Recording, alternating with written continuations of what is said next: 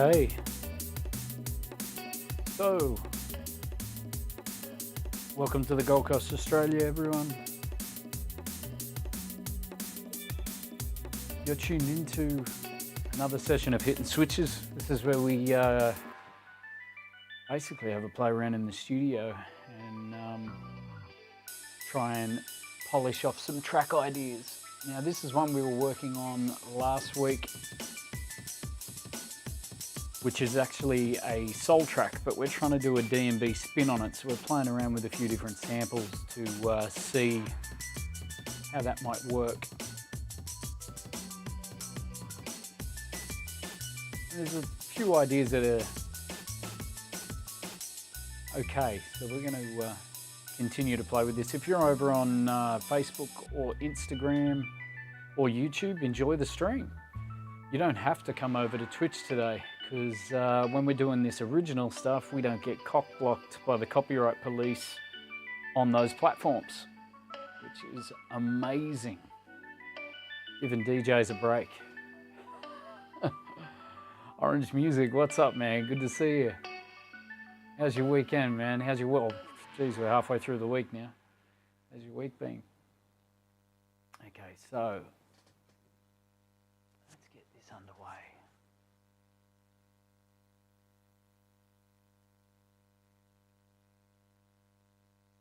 Okay, so I'm just trying to think where we were up to last week. We introduced the D&B elements. The week before, we found a couple of drum loop parts that we were kind of happy with, just as a guide to see if it even worked as a D&B track from its original soul 90 BPM tempo. And it kind of worked okay, enough that we will push forward. And so last week we went through a heap of percussive loops. And it's actually a weekend, enjoying that weekend, man. Have you settled in? You got everything unpacked and settled into London okay? Oh, shit. Yeah, no, can't be without internet. I know those feels, man. Whenever you move, usually over here it takes about anywhere between 3 and 6 weeks for the telecommunications companies to get their shit in order. I don't know if it's the same abroad, but man, I can't wait to go satellite. I've just got satellite. I've just got to save up some pennies. It's about $1,000 just for the hardware. That's without the installation, but I really want to get it to stabilize our stream.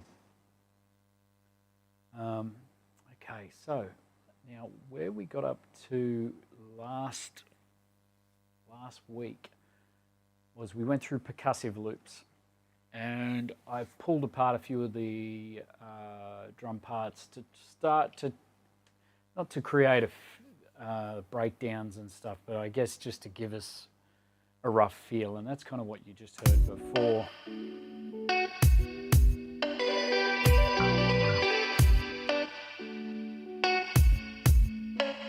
So they're pretty much on the ones. There's nothing special there. I haven't got intricate with that at all, and it just repeats that over and over for that breakdown section. Again, we're just trying to get a feel for different elements and how they work within the space.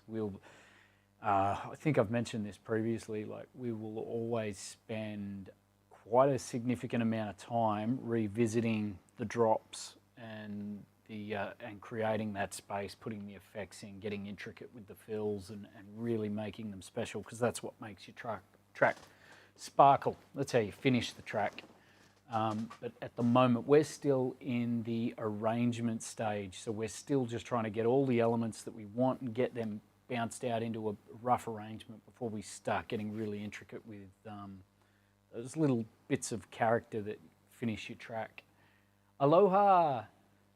Shantize, how are you? Good to see you. Looking at the wrong, I'm meant to be looking at the camera. How are you? My chat's over here. I can't win with this chat stuff, can I?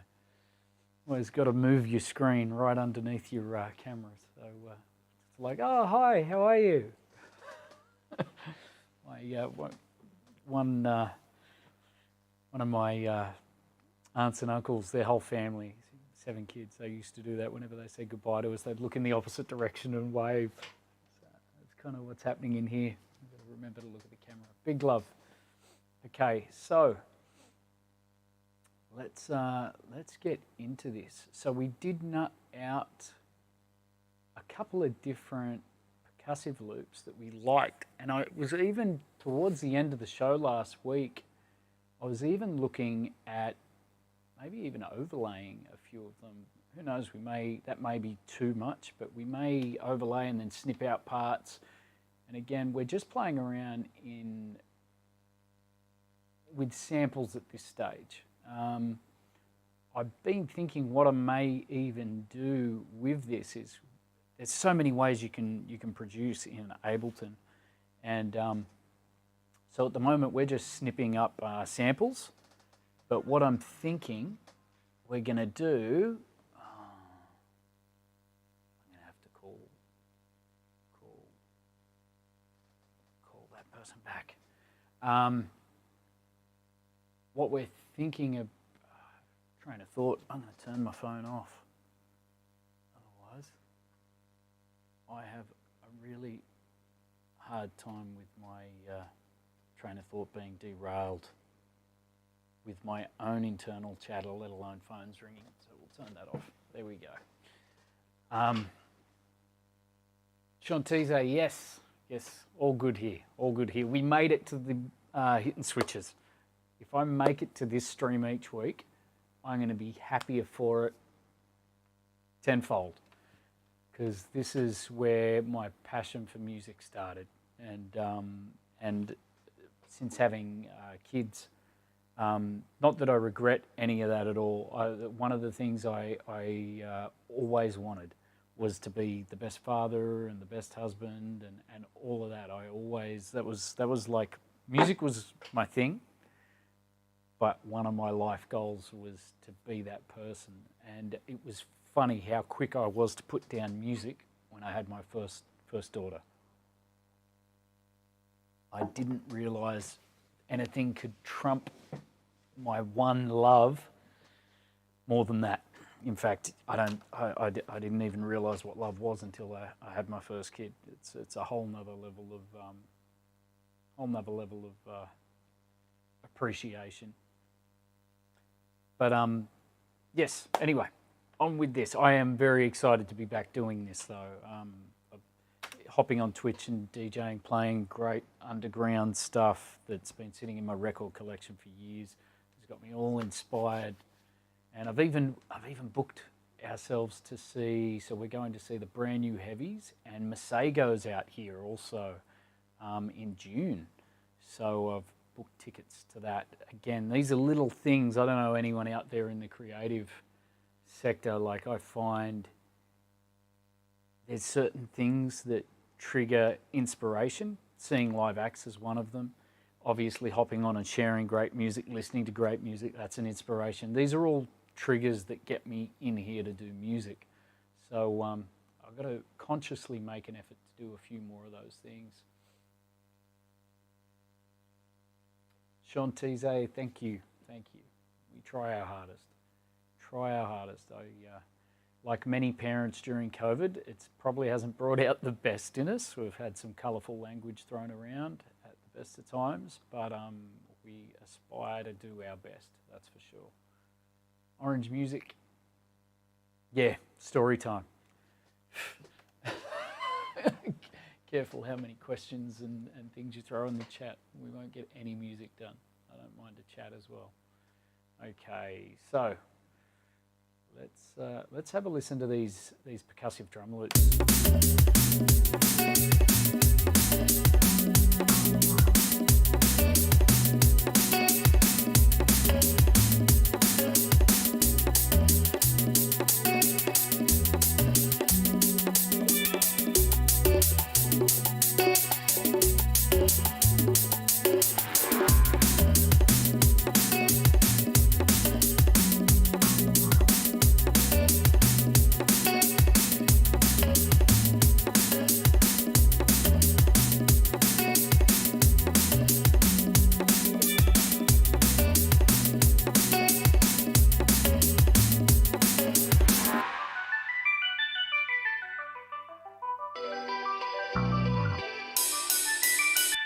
Okay, so it actually seems like I think I've only got. It just sounded like 2 drum loops to me, like 2 percussive loops. I thought I had more. Maybe I got ahead of myself. Maybe we got rid of some. They've all been thrown to the end, so we might be using those later. These are the kicks. Okay, so one thing to stop myself from getting confused, what we're going to do is we're going to bring this kick here, bring this kick here, which I'm pretty sure they're both kicks now. This one here is our percussion. We're going to rename this. Yeah, we're going to rename that. So it's just Command R if you're Mac, and I'm going to rename that one percussion. Actually, to be more specific, we'll just call it congas. Oh. Okay,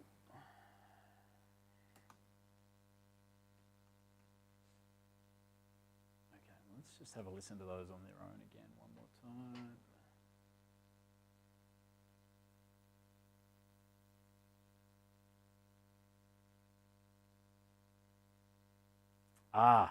Man, I haven't even played around with the kit yet. You're talking about the snare on these, on the drum and bass.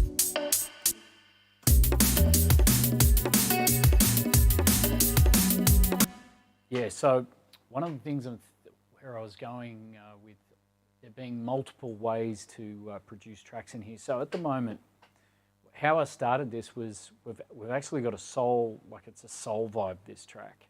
I don't know if you've heard it. It's actually the theme music for our Raiders of the Lost Ark promo.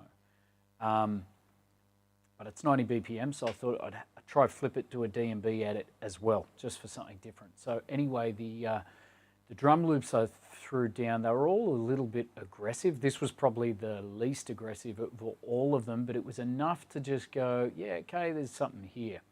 So what I was thinking about even doing today, I'm not sure if we'll get there or not, but I'm going to try bounce out the arrangement and finalize the percussive loops we want to use.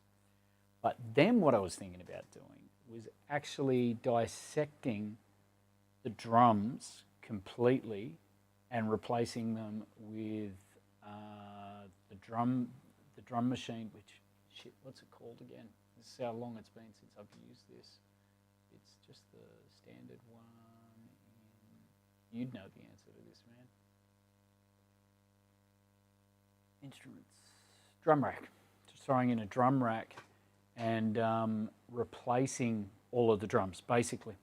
And then going through what sounds we've got there, and that way we've got more control over everything. But at this stage, the drums that we've thrown down were just a loop to get an idea if it was even going to work. I didn't want to invest all the time into programming something to go, no, I don't like it. So there is something there. So, but yeah, being able to have further control over it by doing that, I think is going to be help us get to where we want to get to. But let me just I'll just keep going with this. Yeah, it is too. There is no right and wrong with that.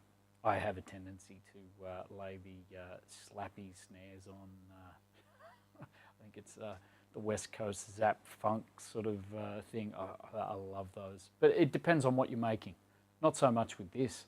I don't think this vibe would, I think if we had something a little bit more jazzy, it would work nicer with this. In fact, I'd almost like to experiment with getting some live kits down on this. But that would be a session unto itself. I'd have to clear the lounge room and mic up a kit in the lounge room. I don't think we'll fit a kit in here.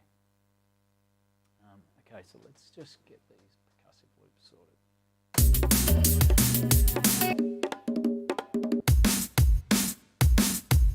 That snare is pretty full on. Okay, so we've got one loop, a variation.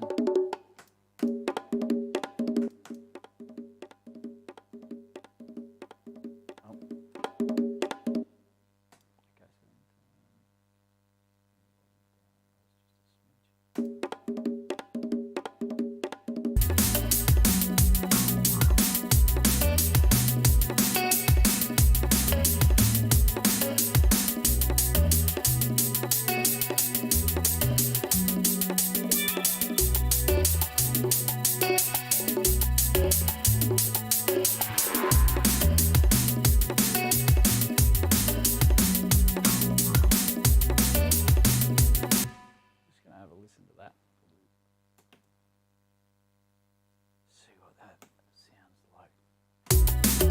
A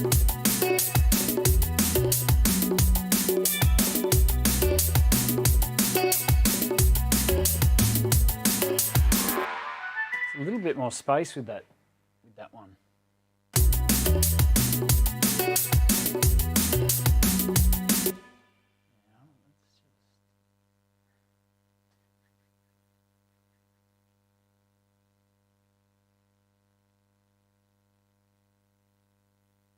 I'm trying to think what I do, man. I'm pretty sure I do too.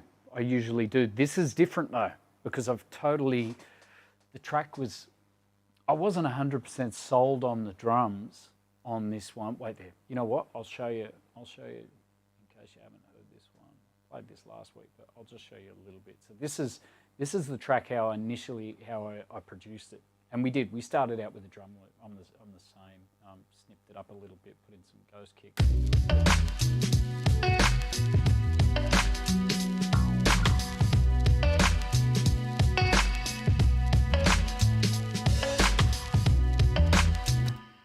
So there's the original vibe, and but I've got those drums bust here. I can just turn them off and turn the DMB ones back on. So that was the original vibe, but then I thought, oh, you know, let's just have a play. So we're sort of doing it in reverse here. We've got a whole composition in place now, arranged and everything. And now I've even had to readjust that for this being a drum and bass track over a soul track, with the breakdown being wanting to make it more euphoric and dragging it out twice the length of what I would a soul track. So. But anyway, we'll keep persevering. It's just something I want to have a listen to. This could sound horrible.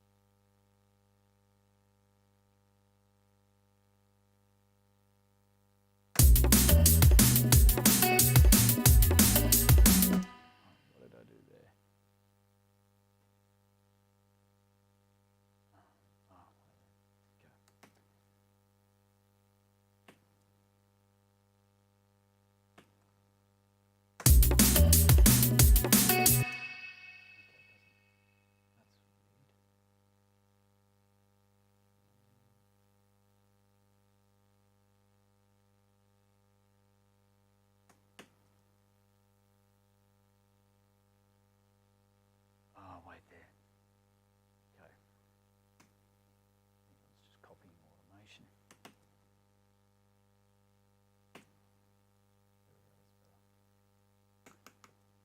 This could sound absolutely horrible, but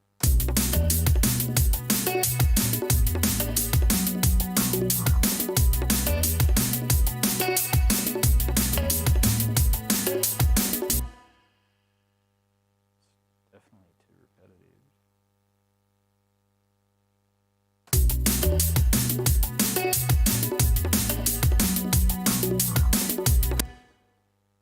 I'm going with the one with a bit more space, I think. And nothing is set in stone at this stage, but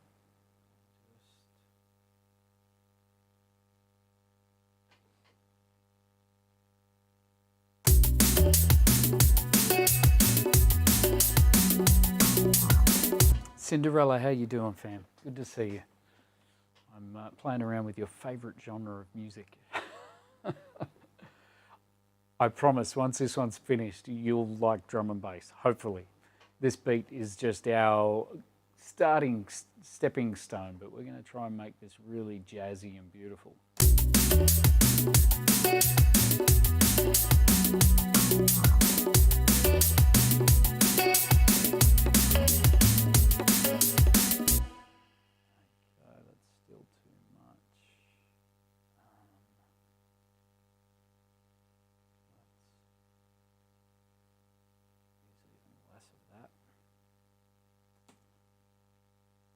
I don't know if you can hear what we're doing here. We're just playing around with the percussion.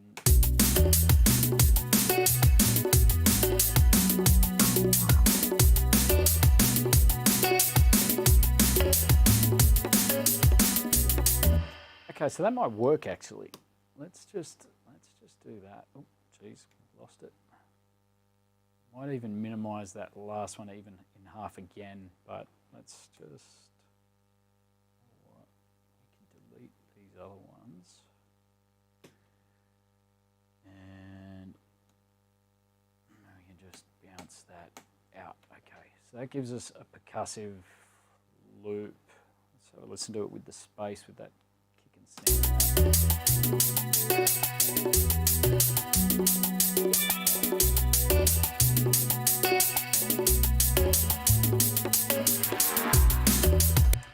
I might make that smaller again. Let's just try and use it like a roll. See how that sounds if I do that. Listen to it out on its own again because it's got more space.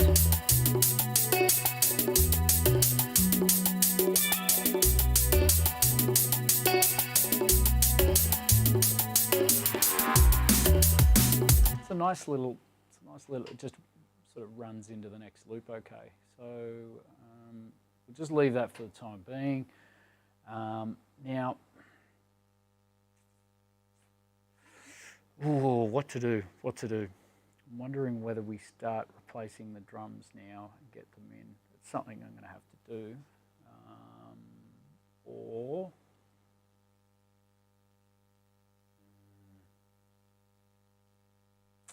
no, you know what we're going to do? I'm going to just try and bounce this arrangement out with these drums in its entirety, and then we'll just copy the arrangement with the drum tracks and start replacing then. Okay, so where are we?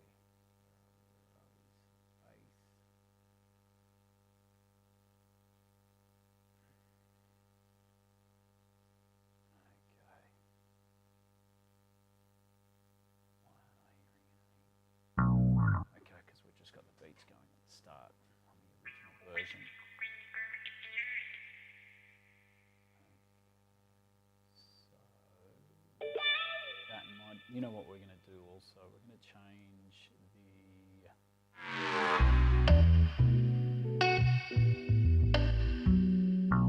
I love the Spectrasonics Trillion. Such a beautiful bass sound. Okay, what we're going to do, that's the D&B kick. Okay, so there's our D&B kit. I'm going to actually change the color of our D&B kit. Let's just see what this is here.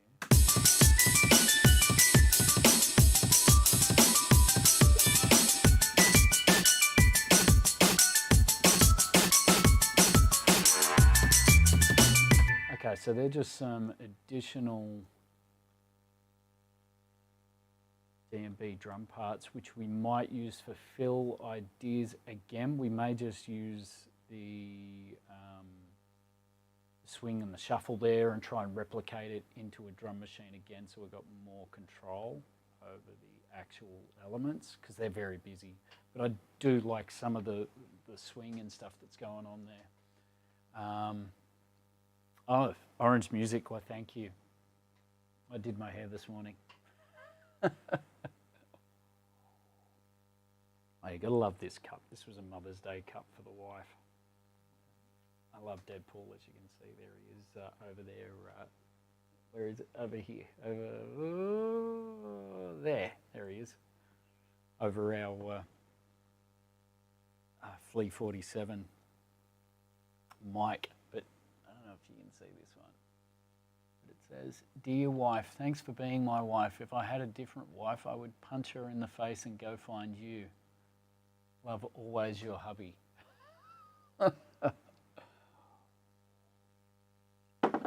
Geeking out much. Okay. Oh, wah guitars. Yeah, man. Yep. Very sexual. The old wah guitar. Okay. So, and that's why I want to try and have that. When I'm finished with this, there's elements of this track that are goosebump worthy. Once we get Andrea's vocals down on it, the drums have got to be, they've got to fall into line too. You know, I may even look at getting. Always dreamt of having live hats and snares here at least, and then being able to program the kicks.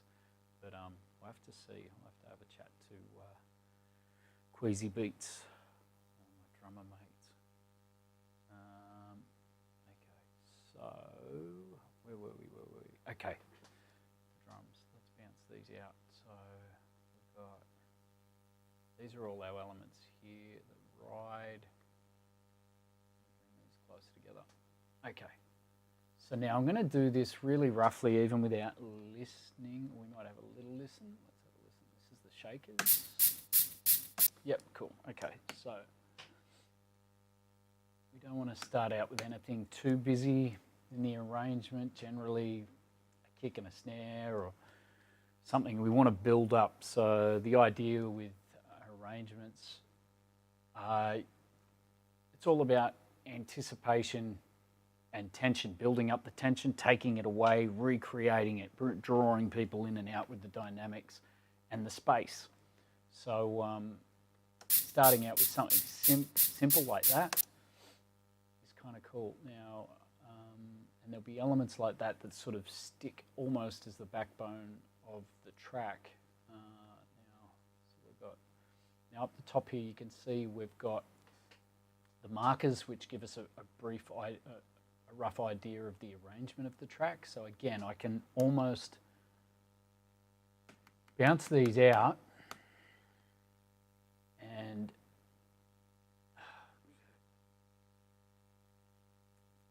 this is going to look really verse bridge. Okay, the bridges are our breakdowns. So what I do sometimes to make it easier is I actually get my loop and then I duplicate it right across the track.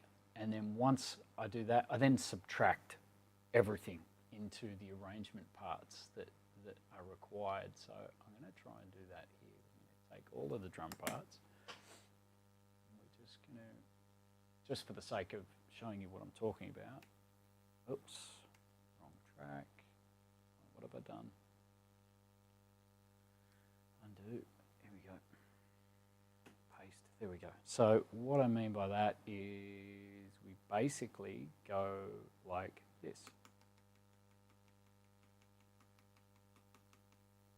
All the way to the end of the track. Okay, undo. There we go. So that's the end. And they're the key parts of the beats. Here we go.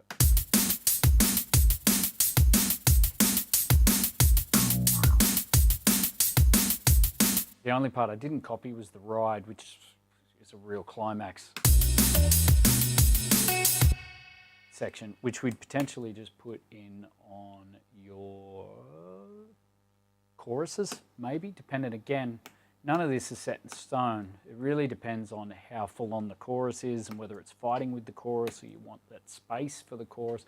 You may even save this for the last chorus as just an additional tension builder.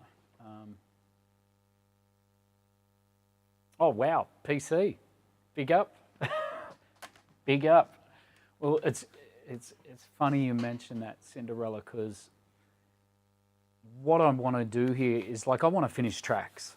I was thinking about this before I hopped on today, but I really do want to finish tracks, but I also want to create content, a lot of different content. I call it a pipe dream, but I would love to be able to just do music and do my permaculture and create enough valuable content for anyone interested in those things, and content creation, because that's obviously a part of all of this. You learn so many things about social media and all of that stuff, but I would love to just be doing that as a streamer, like not just DJing or but music in its entirety, and the business of it as well. Not so much the business of it. The business of it, you do need the fundamentals, but I like getting lost in here. But I do want to start creating content, and I was thinking about that. Like, I can sit here and finish a track in the normal way that I might do it, or the easiest way for me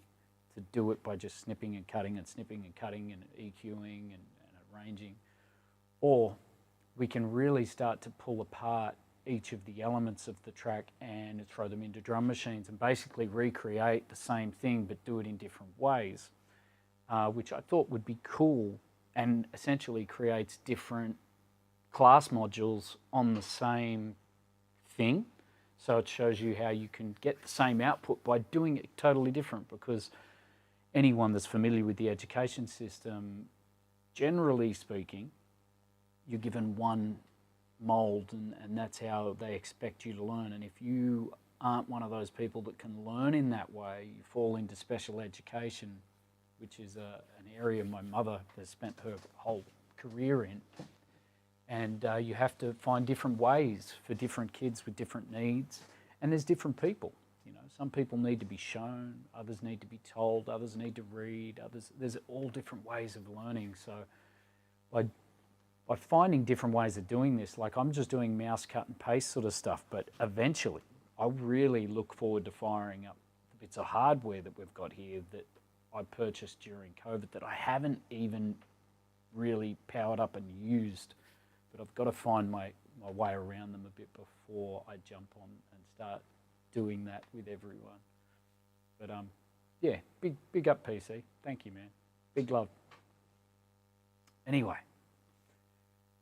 I don't know how much anyone would learn with the amount of chatter I go on with, though. But anyway, back to the track. So we've just bounced that out for the whole. Now what I'm going to do is we're going to subtract the tension from the parts of the track that don't require it. So you don't want to come in hell for leather on the intro of your track. So we've got, here we go, closed hats. Let's have a listen. See already, just by taking out those that are hitting on the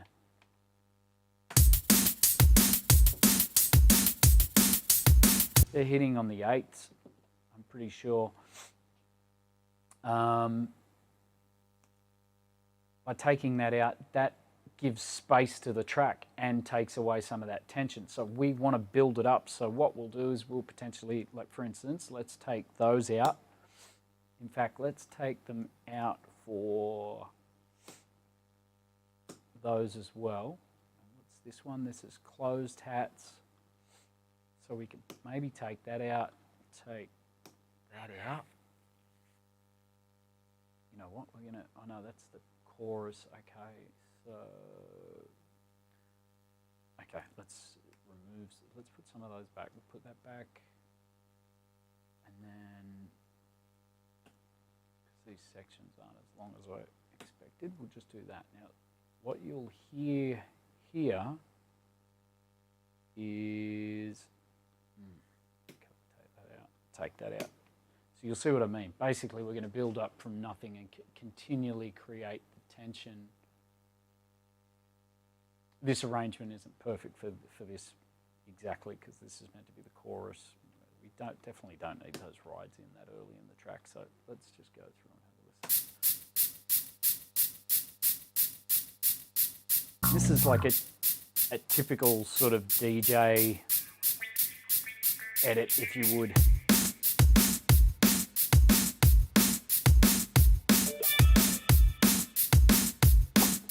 Keep building that tension.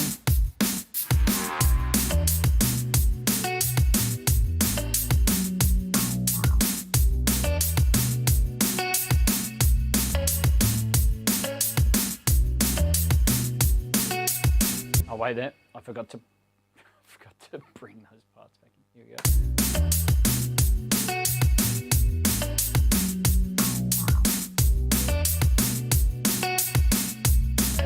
Push it again with the 8.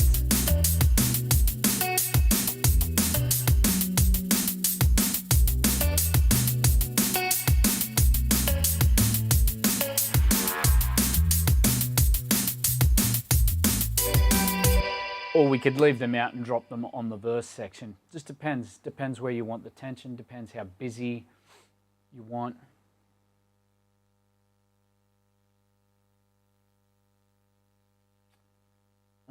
Orange. By the way, how are you streaming with a separate audio interface or not?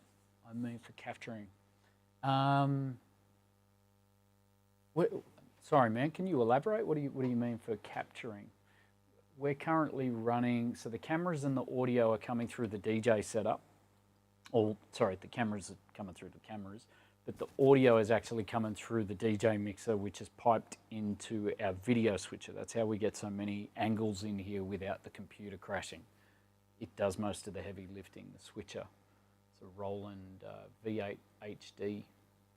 Nice bit of, I had to basically sell a kidney for it. But yeah, it's really good for doing mobile video switching. I think we got up to 8 inputs, HDMI inputs, 2 which are scalable, so we can play around with the dimensions and the resolution, or not the resolution, the dimensions. And we're running into UAD Apollo. No, not using ASIO drivers on Ableton. Should I be? I think the I never have. I don't think.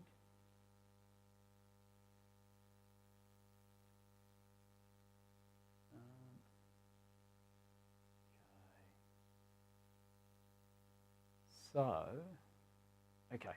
So let's just keep pulling this drum part to pieces. Yeah, should I be using the ASIO drivers, man? I've never used them. What's the benefit of using those, and in what capacity would you use those? Okay. Now the bridge. Okay, so the bridge is our breakdown. So we're basically going to pull out kicks and snares. We're going to pull out the 16 or the 8 the 8ths. 8ths or 16ths. It's one, but anyway, I'm going to pull that out. 2. We might leave that.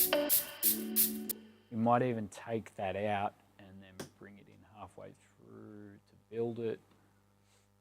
And we might bring in some of that percussion. Now, where is the percussion? Congas, here we go. So it has no latency. Oh, okay. It goes around the system, so the sound goes directly to audio interface. Oh, man. Thank you for the heads up on that. Maybe I should. Because how I'm doing it at the moment is I'm just looking at my levels coming in. I can't hear myself. So why are my levels okay? I'm trying not to speak over the music too much when I'm dropping it. But the latency was too much. It was messing with my head. I couldn't actually, I couldn't talk.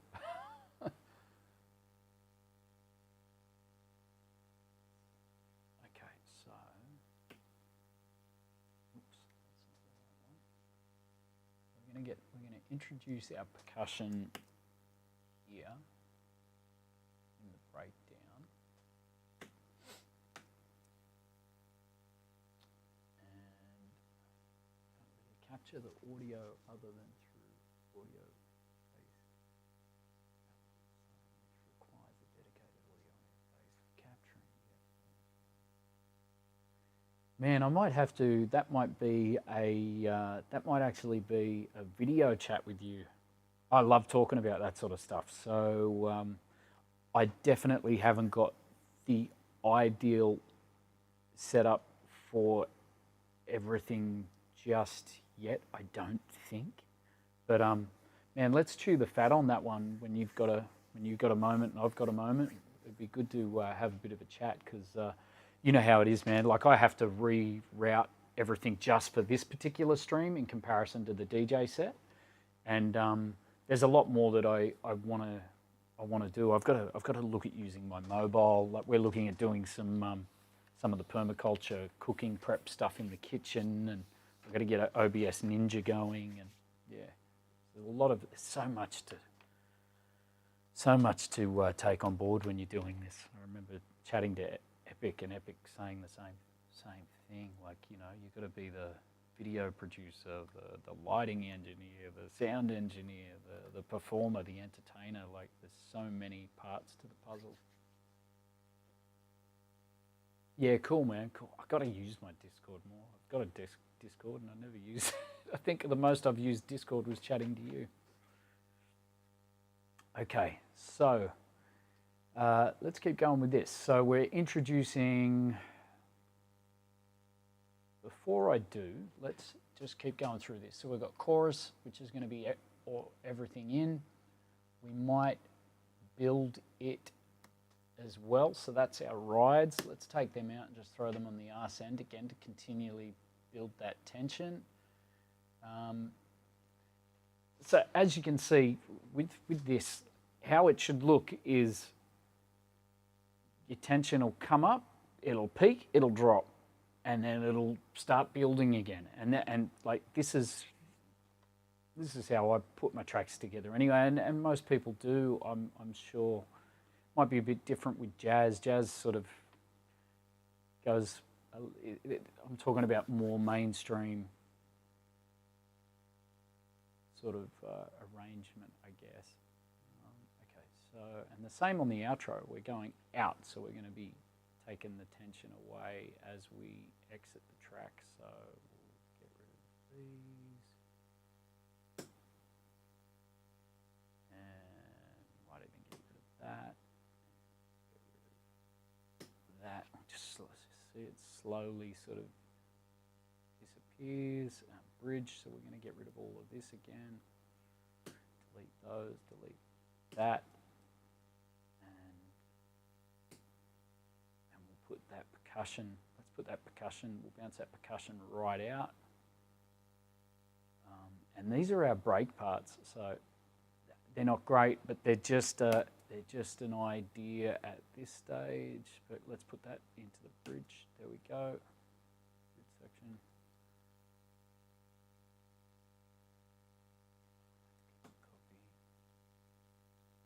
Percussion, leave for the chorus because it builds it. We might take it out for the verse to give space for the vocals. And we'll bring it back in there. And we'll bounce that out for the chorus. And the outro.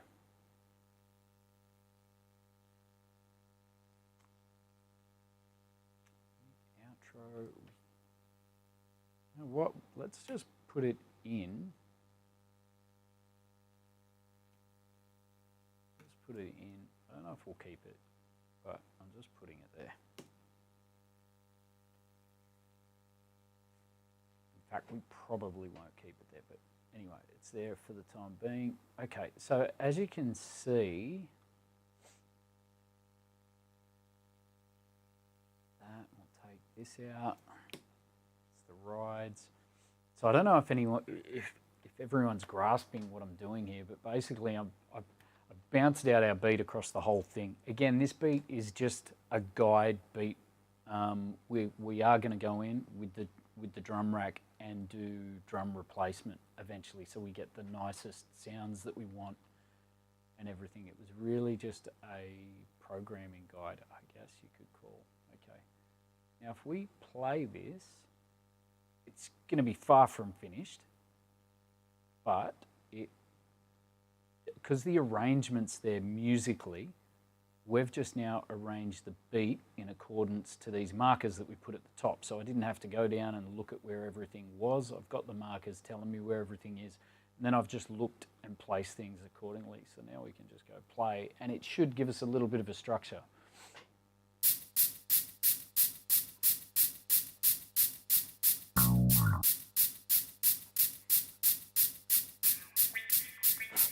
Again, we will most likely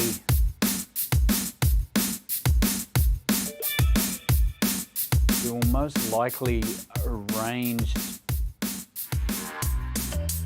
music elements to suit this edit. These are all arranged for the soul version. We expanded out parts, but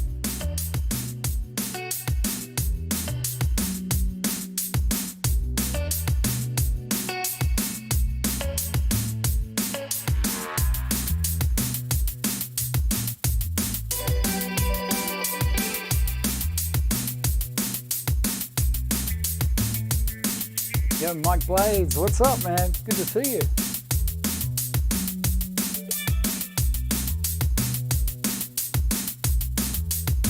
How the hell you been, man? So you can see how we've just taken that one loop, drum loop, or it's actually 4 different parts to make up the drum loop, and then we've used each of those to create further tension. And here we're going to drop it out. Usually I'd have crashes and effects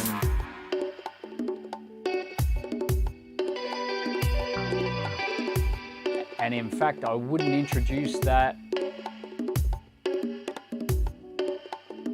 percussion part until maybe there.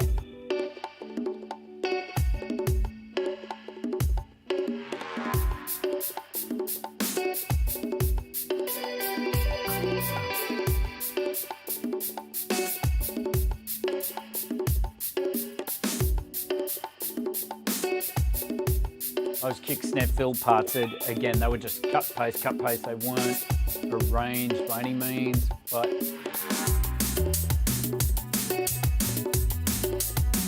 okay, so I'm going to take that out and take it out from there so it can build up some more.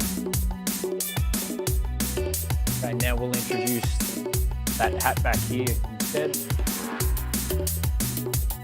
Keep building the tension. And then we've got just keep building, and then we'll go back to the verse.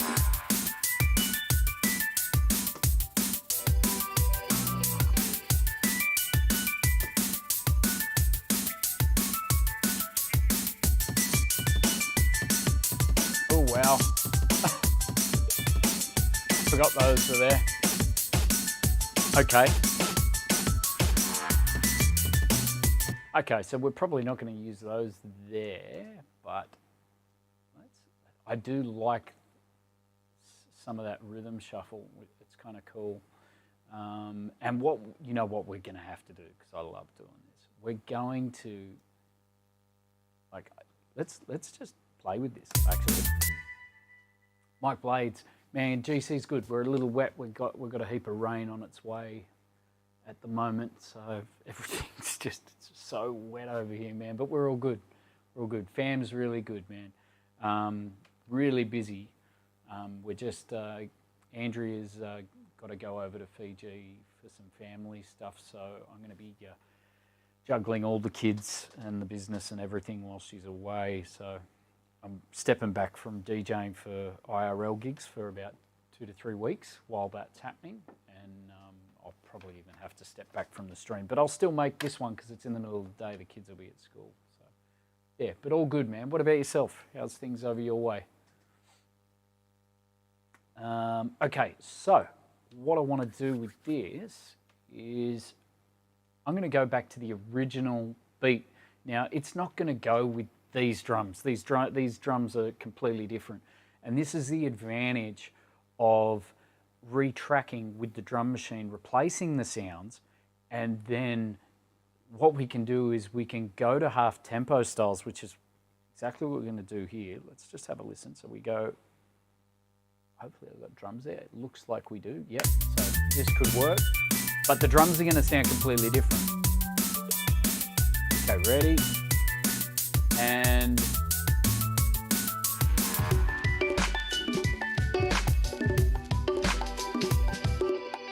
you get the idea. I'd need to drop the percussion there, which we did on the other one, so we'll delete that out. Get rid of that percussion, it's too busy. Again, what we want to do here is go boom, like splash, because space is beautiful. Space is everything. Space is what gives us our drops back. When they come back in, it gives it the drive, you know what I mean? So we've got to drop it out to nothing. Good in the white north, just busy, good to catch it. Yeah, man, I'm so sorry, I haven't been on like we took a little bit of time off over school holidays, and we were in ISO, we had COVID as well, so there's been a lot going on, but we're all good, man. Good to see you well, and good to hear from you, man. Okay, so actually, you might be able to answer a question for me, man. Stored DJ, Odyssey CDJ stands. I've had mine on order for 12 months and can't get them. I'm assuming it's because of parts coming out of China or something, but I think my ETA's passed again, like every 2 months or so. It'll be 2 months, and I've spoken to Tony about it, but yeah, crazy, man. Are you having issues with that stock over there as well? Could be under the business name, might be under Respect Music, or it could be under the company name. Luz DeVita. But yeah, man, we're going on 12 months, I think, come June. Yeah, it's crazy, but I'm pretty sure it's across the board with a lot of stuff. Okay, so yeah, you got the idea there with the tempo change. I really love doing that stuff. It's a great way to build the tension with coming back in straight away with the drum and bass tempo. You can actually come in with a hip hop tempo and groove it out and then bring it back. It's just, again, another tension tool. So we will definitely do this with this track, but not using the those two different samples there. We're going to have to program that in with some beats that are cohesive and make it work.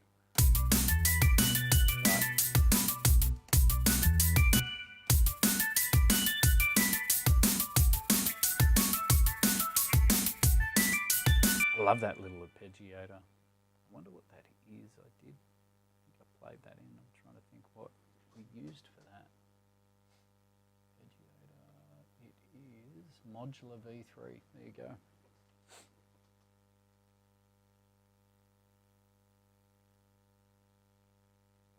There it is.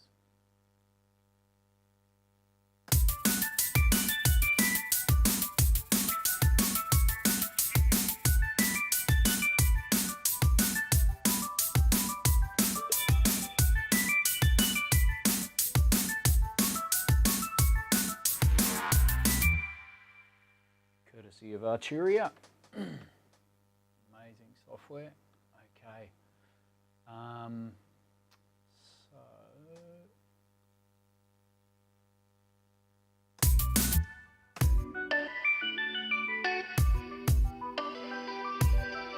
And you can hear with the kick snip up there, essentially that's what it is. It's like half tempo vibes, but we're going to build on that for sure.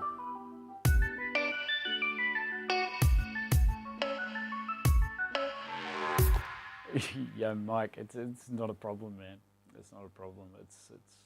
It's just how things are. COVID, the new now. All good, brother. Thank you for looking into that, though. That's awesome. I was going to give Tony a call this week to get the new ETA. Cool, 1st of June. There we go. Can't wait, man. I don't know if you can see behind me. No, you can't. But I've got this really cool Kmart, $40. Little fold-out stand. It's very flimsy. Hopefully it doesn't collapse on my laptop. But it wedges right underneath my turntables, and I can put my laptop there, and I can see the chat, and the camera angle sits right up. It actually falls underneath the camera angle, so it's kind of cool. And what that did was freed up my my laptop rack, which isn't meant for CDJs. It's definitely under pressure, but it freed that up, and I've thrown one of the CDJs up there, which is awesome because, man, I've had the CDJs for 12 months and they've been sitting most of the time under the couch here with the covers on them because I don't have the stands. Can't wait for them to show up. It'll be a lot easier to bust out CDs and turntables at the same time. Okay, the only issue I'm going to have is I don't have enough channels on the S9 to have 2 CDJs, 2 vinyl, and my tape deck. So I'm going to have to figure a way around that one somehow.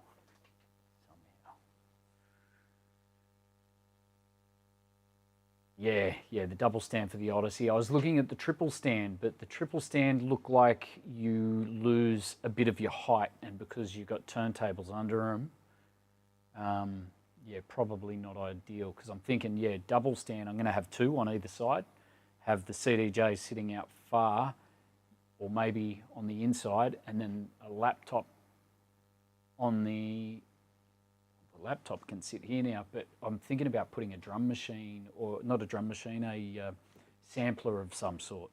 Maybe even hooking up the machine, I'm not sure. But I want to do some live sampling of records on the fly over there and do some beat making and stuff. It'd be kind of cool, bit of fun. Anyway, I better keep moving with this. Okay, so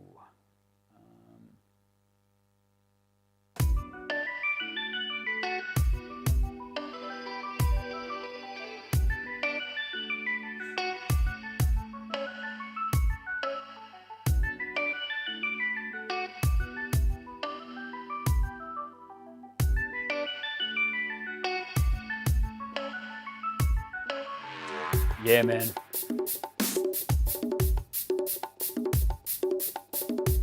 Oh, wow. Okay, we haven't duplicated. Ah.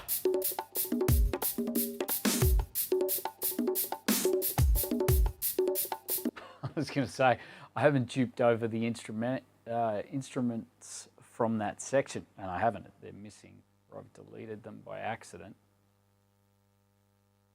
No, I just haven't copied them over. But you know what? I really I love a nice break with percussion and space. But that's probably not the spot for it. It could be, might be able to. It could be one of those cool mistakes. Not sure. Not sure, but I like that. Like that idea. We might, I'm thinking about maybe we put it over this side. No. There's no right or wrong with the arrangement. We could put in another, maybe we smack it bang right in the middle of the chorus section to break it up. That could work. That could really work.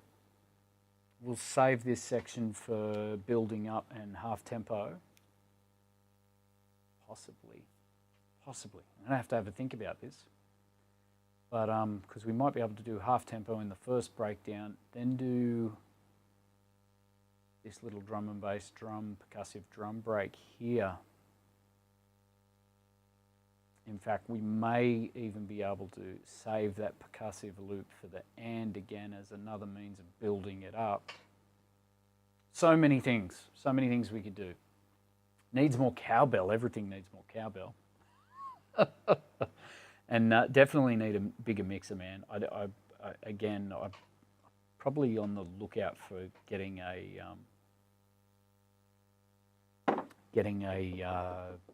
DJM 900 Nexus at some point, but they're a big investment. So, but yeah, I would like something with a little bit more room for all of that stuff. Definitely going to need it if I get the sampler as well. Like, we're definitely going to need more inputs. In fact, I could look at one of those monster 10-channel ones and have a play around with stem mixing. That could be kind of cool, but geez, I'd need a new table to fit one of those. Plus, I'd be scared to know what they're worth. You'd probably know the answer to that. Allen and Heath zone range. I'll have to have a look. And any suggestions you got, I would be all ears. For any of your stored DJ questions, be sure to hit up Mike Blade's chat. He's the man. I hope I'm not putting you in the shit by putting that out there, Mike. Okay, so look, I'm going to leave that like that for the time being. Now, what we might do is, so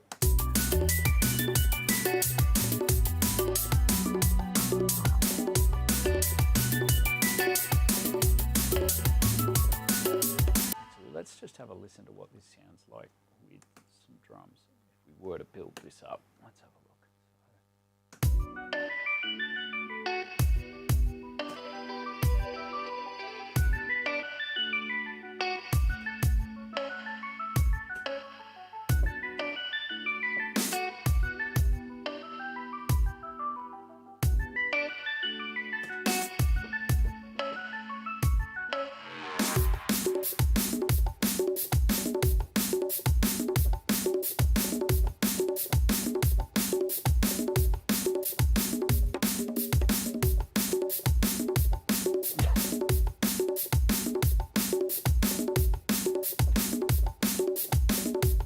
And then drop it.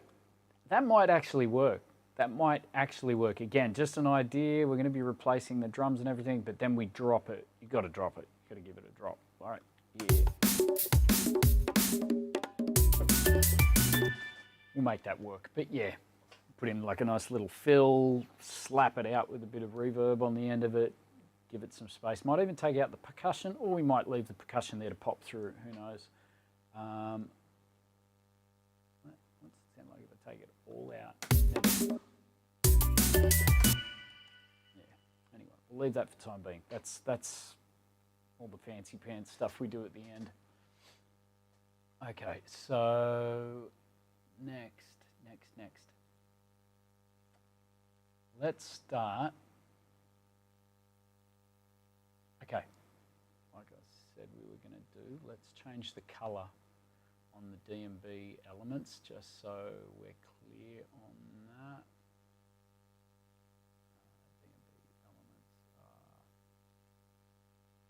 all of these parts from here to here. So let's just change the color to make it a darker brown, so it's still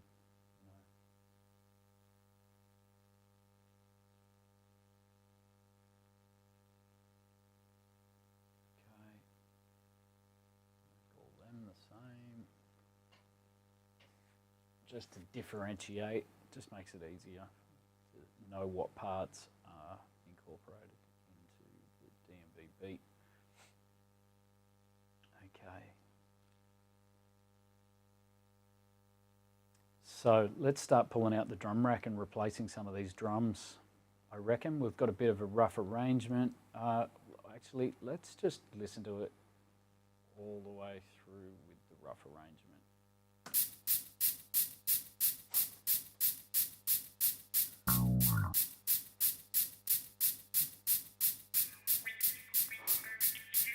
Again, this is very early stages. We're going to be replacing all the drums with drum sounds we want.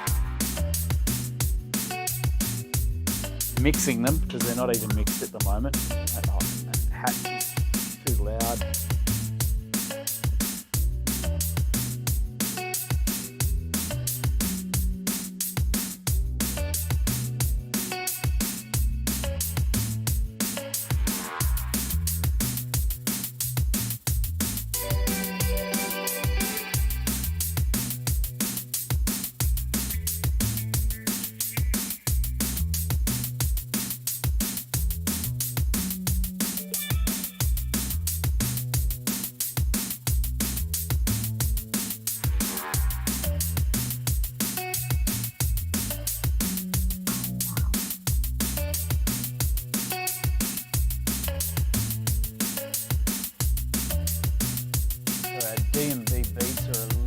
hot.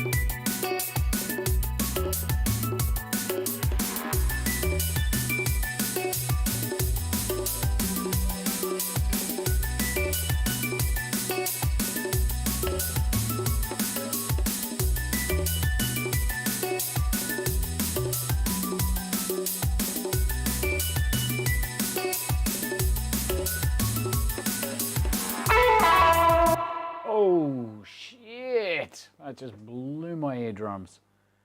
What have we done there? Obviously bumped up the volume on this one, blues riff. Wow, that was loud. Sorry about that, guys. Wasn't meant to blow everyone's eardrums. Let's just have a listen to that. I don't know why that was so loud.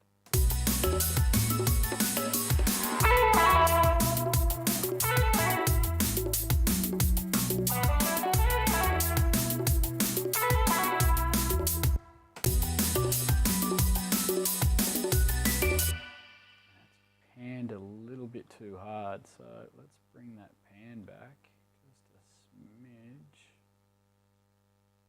Try maybe send it to the left. Okay, so we use panning just to give space to different instruments.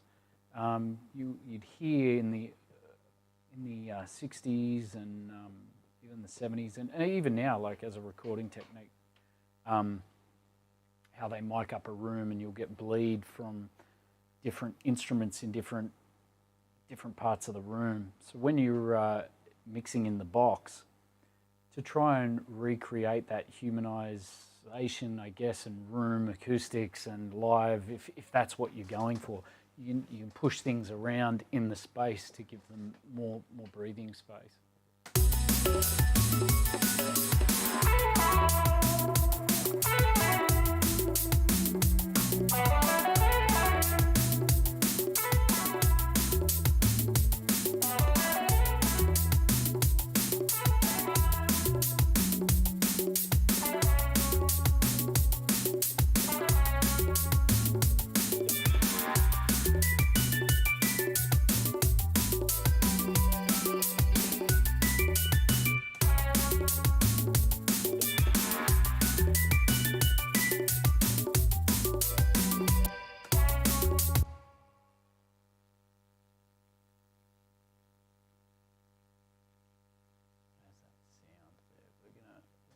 Take out everything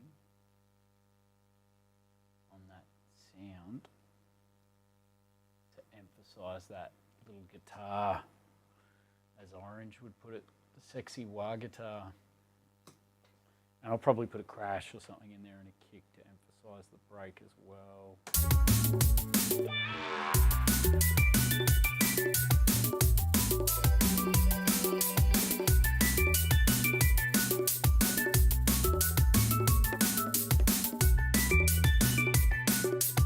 See, okay, we're starting to thin out the track here.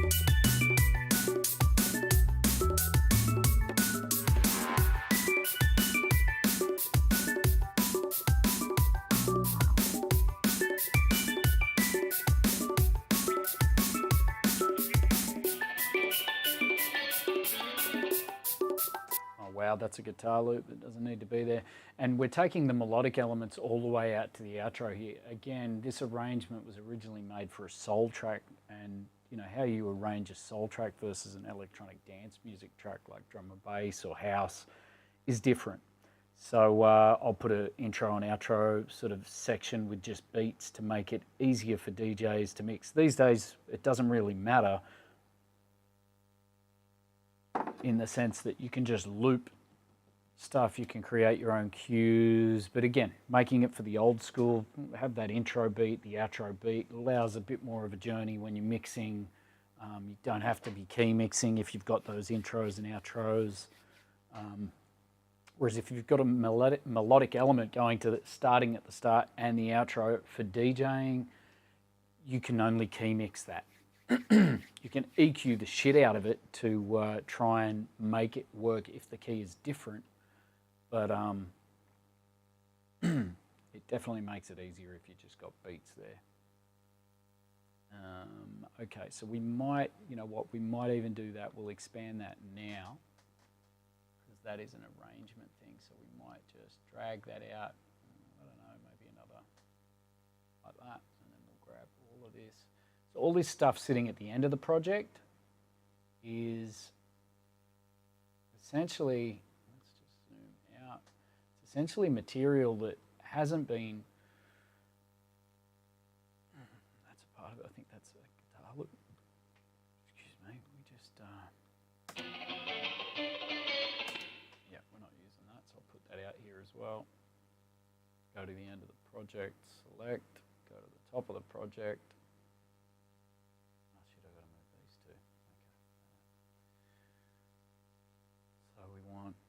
Everything from there over to, what's that up? There? No? Oh, that's the master. Yeah, okay, here we go. Let's try that again. And we're going to just drag those all. So this is all stuff that we've got that we haven't used. Why did I bounce this out?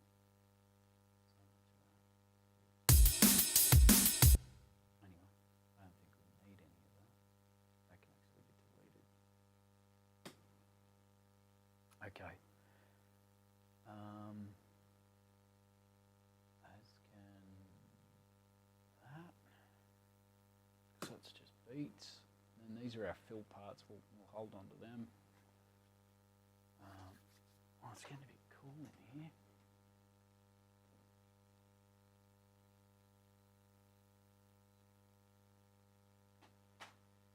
Okay. Next.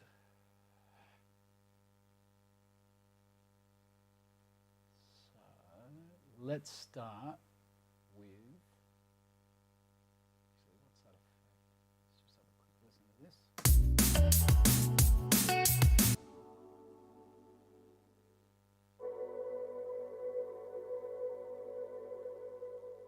That's weird. I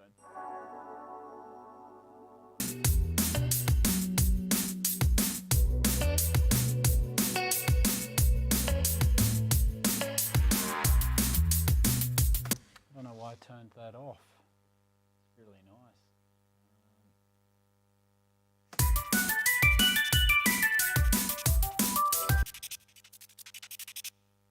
It's a percussive thing that shouldn't be in the effects section.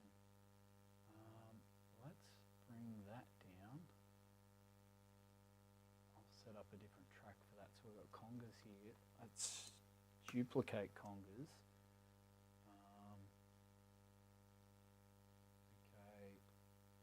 We're going to need two conga tracks anyway, I'm pretty sure, because... no, we mightn't. Okay, so let's I'll just call this one percussive fill. Let's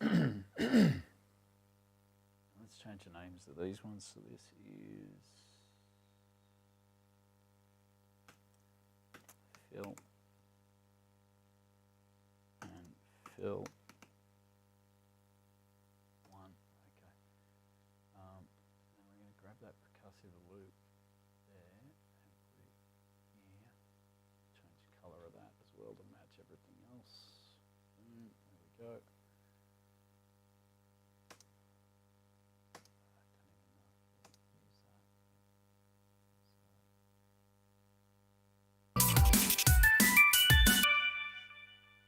Obviously put it there for a reason, add something that we like.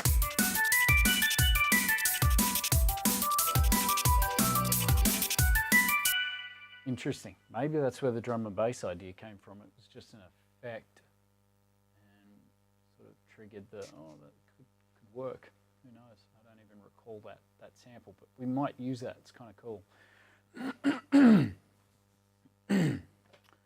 So, okay. And this sounded cool too.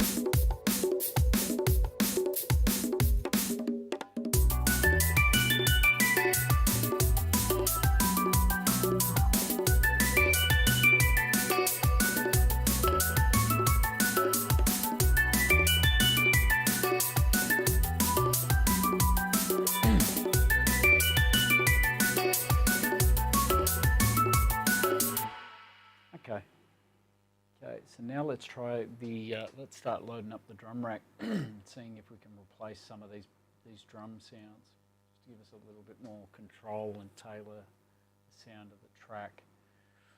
Okay.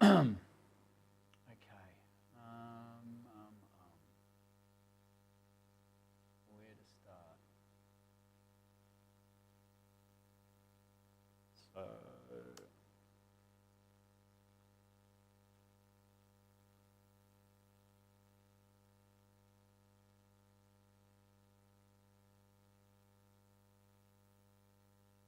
Oh shit. Oh no. Oh no. It didn't like that. We just lost it. Oh my gosh. And I didn't save it.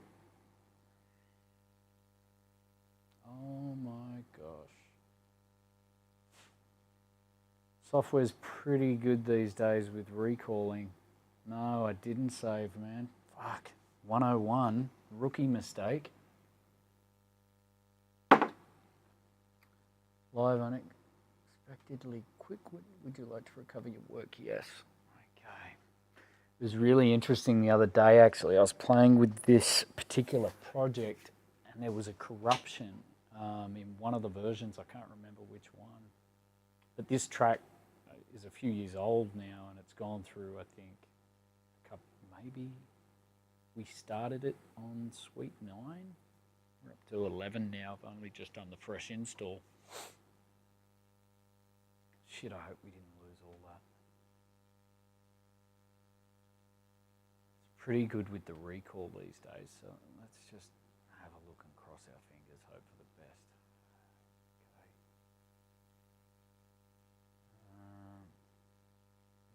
Looking okay,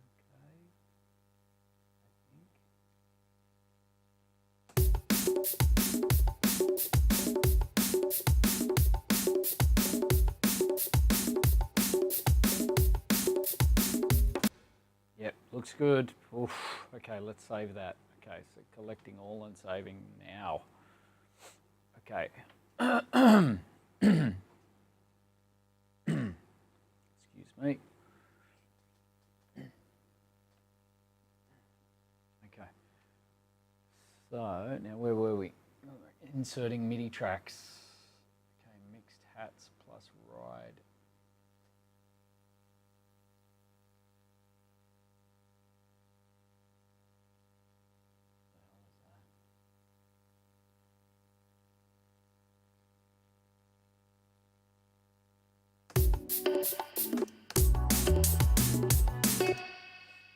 Okay, so let's just insert a MIDI track. Oh no. Here we go. This was the bug. Oh, this was the bug. Oh my gosh. Okay, this might be...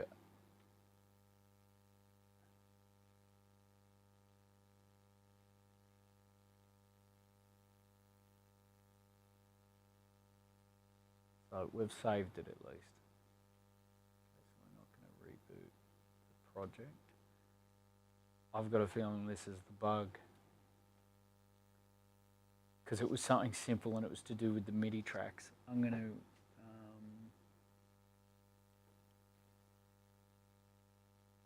copy this. Oh, just apply it. I might save this in my notepad. I might have to send this to Ableton because I had this happening. And here we are. This is the reason we don't produce music. It's shit like this, troubleshooting shit that prevents us from being creative and puts a quick dampener on the creativity. I don't know what the issue is with this, but this is what it was doing. Basically, I think I was trying to load up MIDI tracks or load up an instrument. I can't even remember now. But potentially we're going to have to do a reinstall of either software or plugins. I'll try and figure out what it is, but okay, so I'll just copy paste that down. And we'll look at sending that to Ableton at some point. Now, what can we do in the interim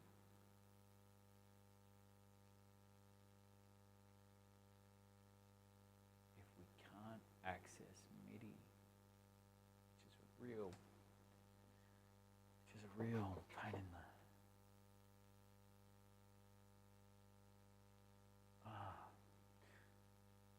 Oh, Cinderella, I don't know if you're still there listening at all, but if you are, I've got some good news for you. I'll bring this over onto the screen so you can see it. So I haven't posted any of these mixes, but these are all sitting in drafts, and this is basically the audio to every show that we've streamed. Wow, all of them are here. I haven't posted any of them. Let's just have a listen. No preview available. Oh, there we go.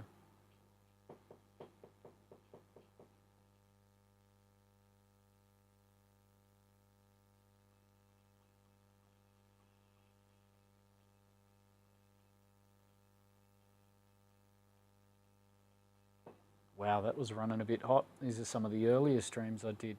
So this is all our streams. Oh wait, they're their shows. These are the drafts. So from back in January, February, March, February. Yeah, from February. We've got all of the streams there. So I've got the one for last week there for you. So I haven't made them live because I didn't want to put them on Mixcloud with me talking all over them. But if you all want them, I can throw them up. That's not an issue. Post that now. Yeah, let's do that now. I'll send a quick email. Actually, how does this work?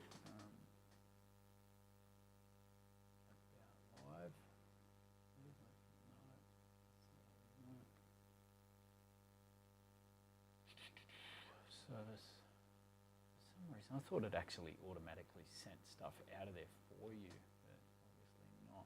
Okay, so let me send that now though. To Ableton support. Wait there. Look.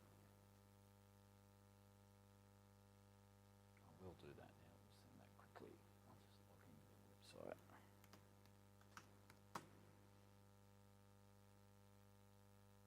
We will be back with the production in 2 seconds.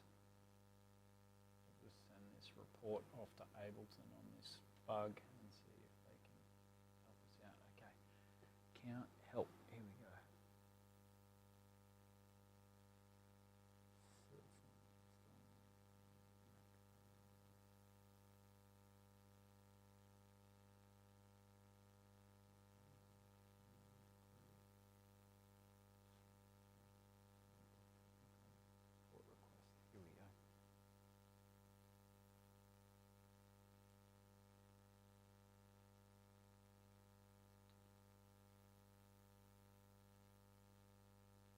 Please.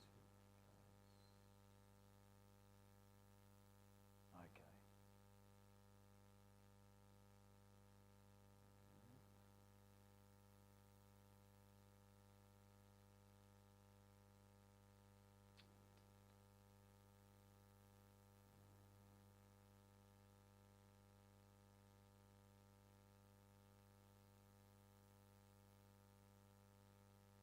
Oh man, I might send it later.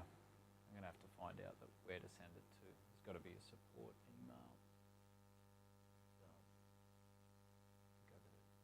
single authorization. Oh, here we go. Please confirm email address.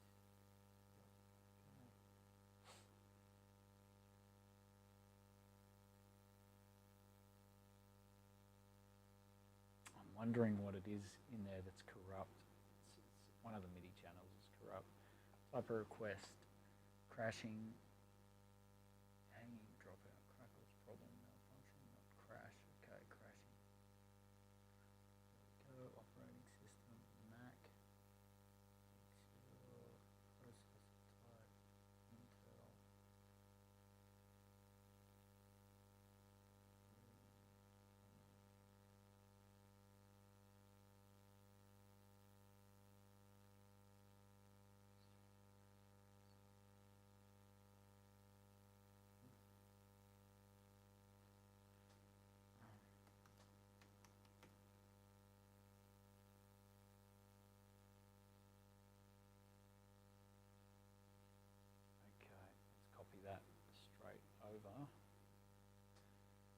Here we go. So I'll copy all that. Copy.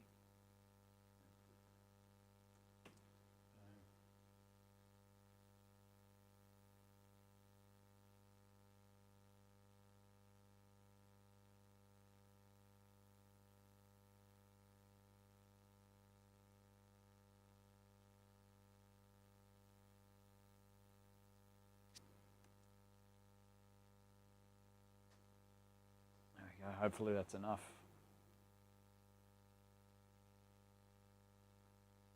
Boom. Ticket submitted. Okay, cool. That's done. Thank you for your patience with that. Sorry about that. Okay, so back to the track now. I'm wondering what we can actually do if we haven't got Midi.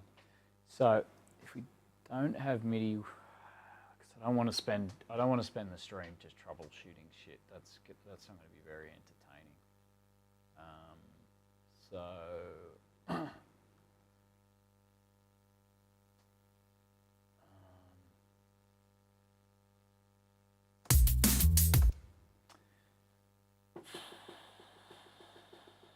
What can we do?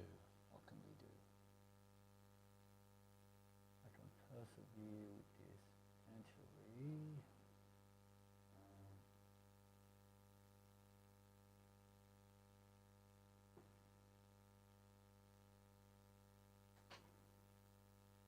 What if we do this? I wonder if this will work. So if I've got, this is an audio track, which I'm not using for anything.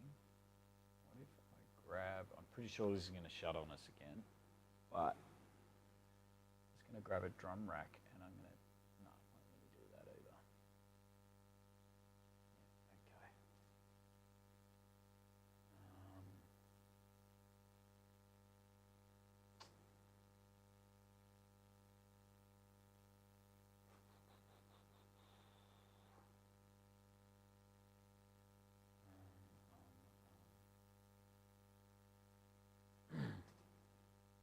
I don't want to go to the trouble of snipping up all the samples and doing it that way because we are going to want to replace the samples. That's much easier to do in a drum rack. So what we may actually do is we might bounce over to a different project and just test. That's what we'll do. We'll go to a different project and we'll see if we end up with this issue, just to determine whether or not it's the actual project. I don't think it is Ableton. I've got a feeling it's just this project, so which generally means I have to go through and I have to find out what's corrupted and delete it. It could be that we're using something that's not. I'm trying to think what the MIDI tracks. We've got the Trillion. Let's just open stuff and see what happens.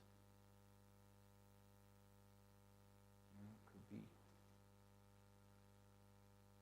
updates are available. Could be Trillion, maybe. Let's have a look.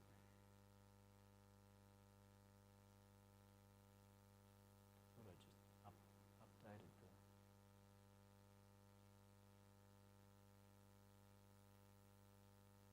Thought I just updated this.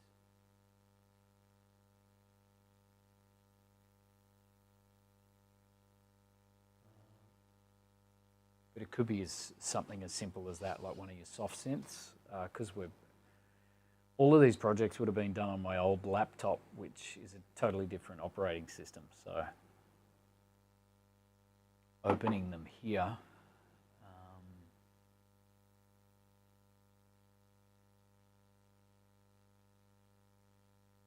Okay, V collections all activated. Okay, cool, that's all good. So Archery is good to go. Okay, so that's going to take a minute to update the Trillium bass. But funnily enough, it's playing, so I don't know if that's the actual problem. Amazing bass module, amazing sounds. Used to be called Trilogy when we first got it. Okay.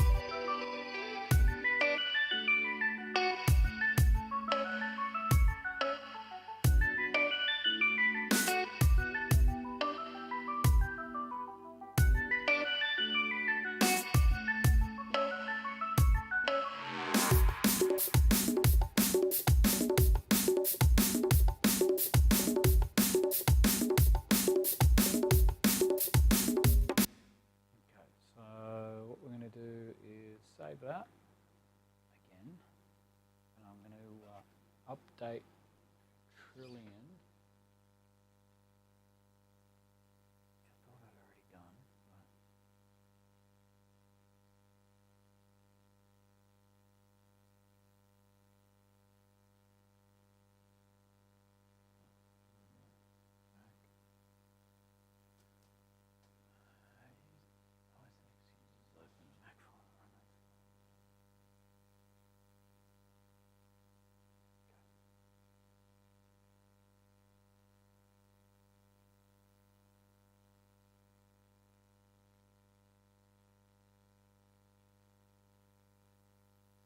I think we may have to install the remote access. Okay.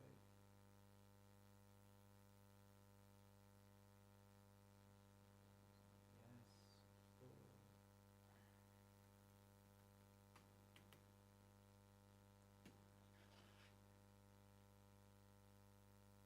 May have to actually restart live. Shut that down.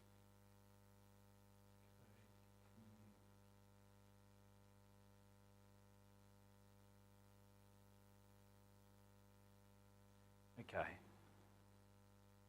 Let's just reboot live and see if that worked. Who knows? Could be that simple.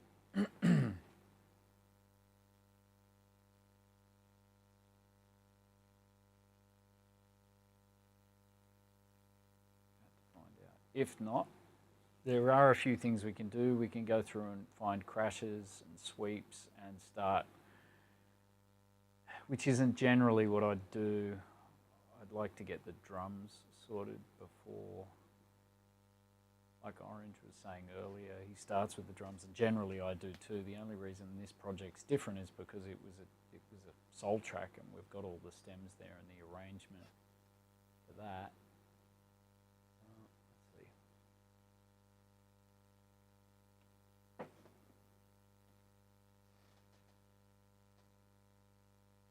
Mike, good to see you, man. Good to see you. Take care. Have a good night's rest. I'll catch you. I'll see you when I'm looking at you in the chat again next. Big love, man.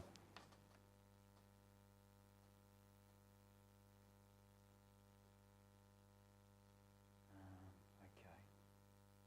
So let's just have a look at that base. See if that worked. So trillion. Open. Let's see what it says. Get updates. No, you're up to date. Beautiful. Hopefully that's the only issue we've got. Let's see. Let's just play that.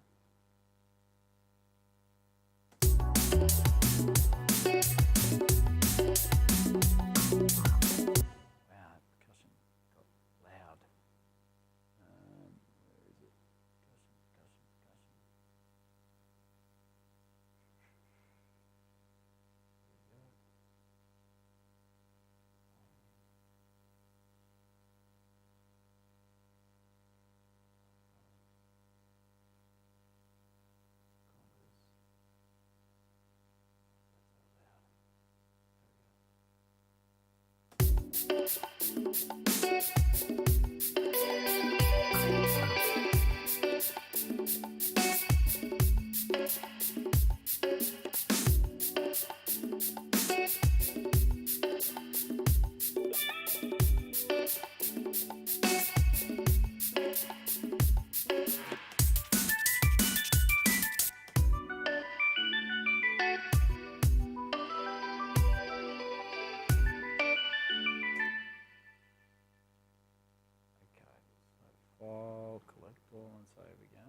This time we'll try and insert a Midi track. See if that was the issue.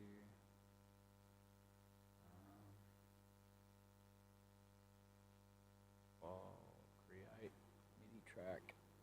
No, so it wasn't the issue.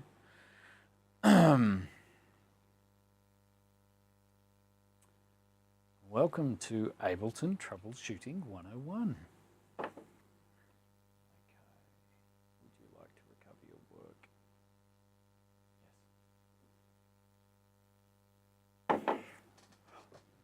More coffee for this.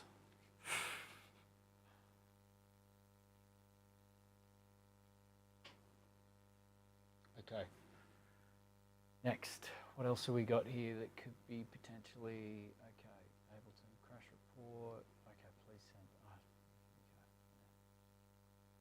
crash, okay, I actually sent the crash report to the wrong place, didn't I? So that's the one, put that in here.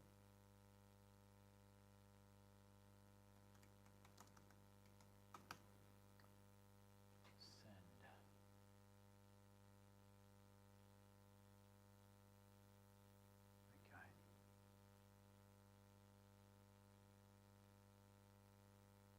So what else have we got here that's Midi? That's Midi. That shouldn't be an issue. That's Ableton's own.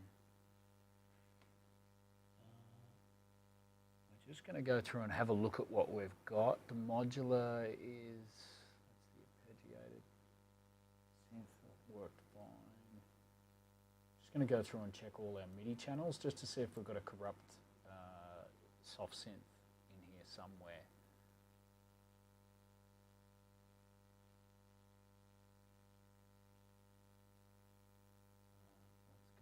What's going on here?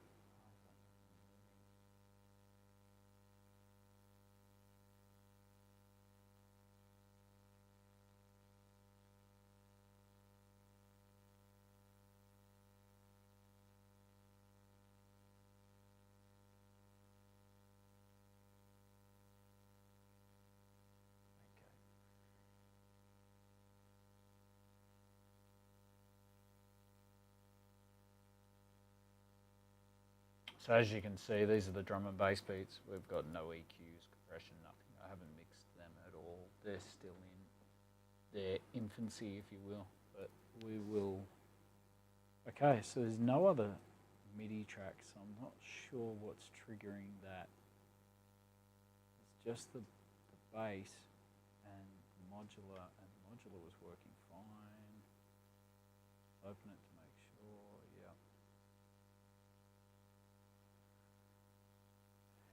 Okay. I don't know why it is doing that. Okay. So let's just get some crashes. We'll go to our sample libraries and get some crashes and maybe some effects for just to create the tension around the fills. Again, this isn't the order that I would generally do this, but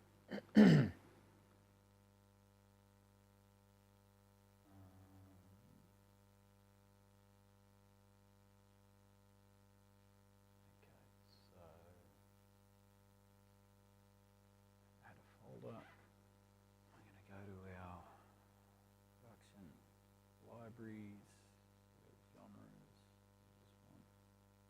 kits, sample kits, drum kits. This is like 20 years worth of samples, so much here. Always updating it as well, trying to get fresh sounds and stuff. But what am I looking for? For a crash.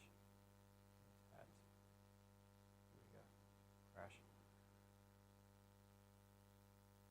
Okay.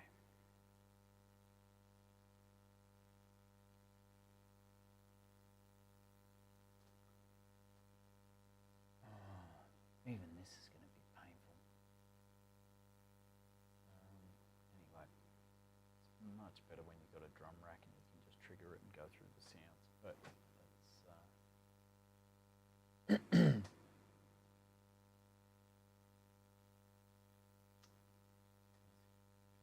So we'll put on loop.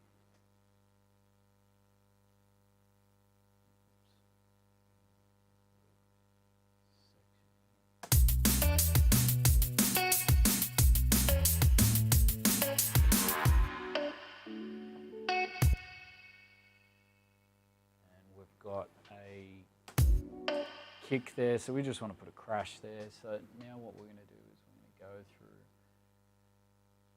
I'm going to halve that just to make this a little easier.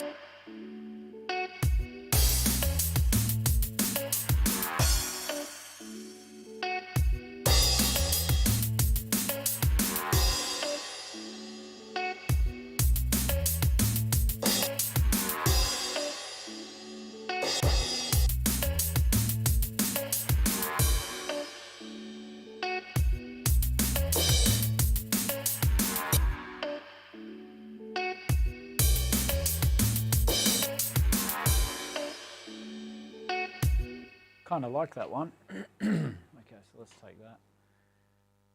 All right, then we need to give it its channel. We'll just toss it here for the time being, and then we'll give it its.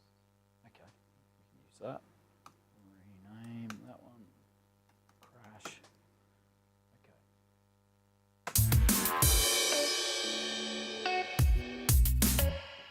So we want to take warp off.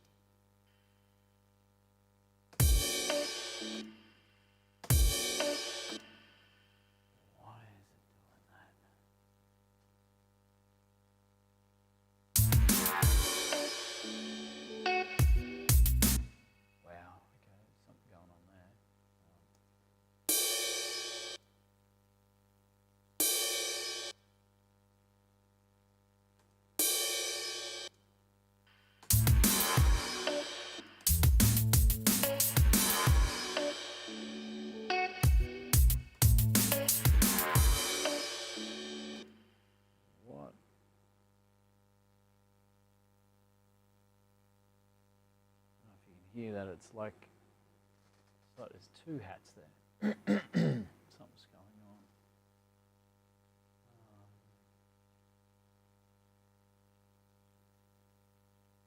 it's compression on the drum track, but I don't think so. Oh, we do have a compressor on there. Take that off.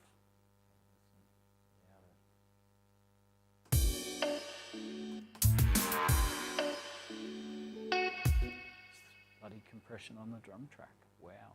Okay. That's why sometimes you're best not having your effects on your buses. Some people mix with them on, some people mix with them off. But hear that, that's definitely getting triggered by the compressor.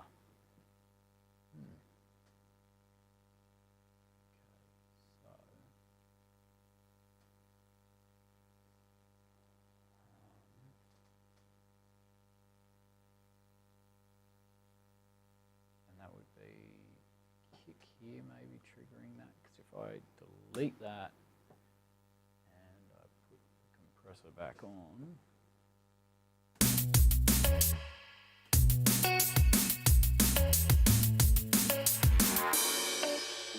it's the kick drum creating this squeeze potentially.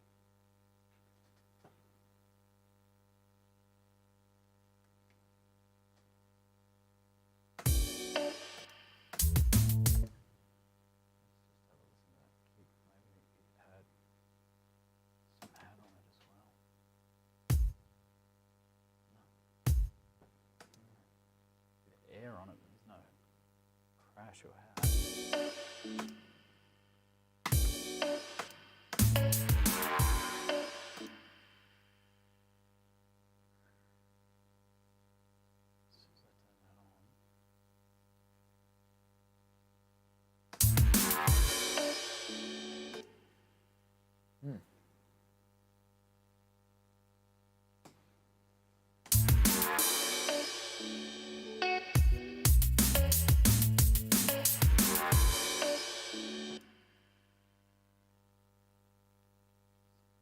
Do is I can bypass.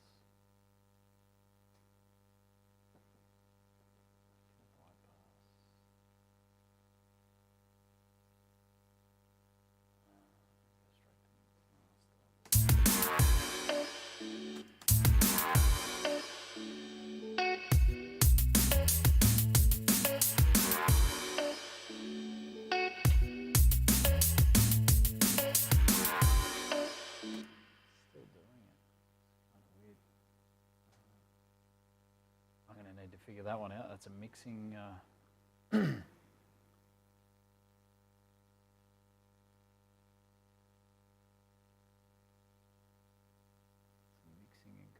compression issue. No doubt. Okay. Have a look what we've got on the master channel. So we've got a compressor here too.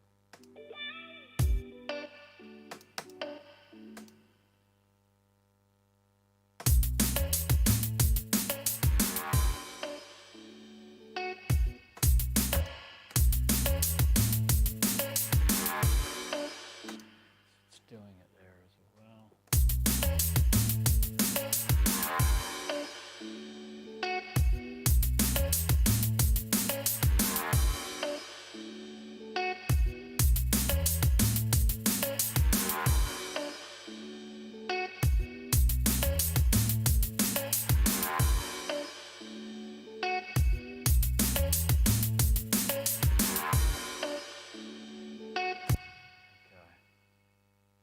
Try to figure this out. I'll have a play around with the compressor settings. I was doing it a little bit then on with the master compressor on, but then we got the channel beats compressor as well, so I think that was accentuating it even more. So if we listen to it, yeah, that's horrible. Let's see if we can fix that.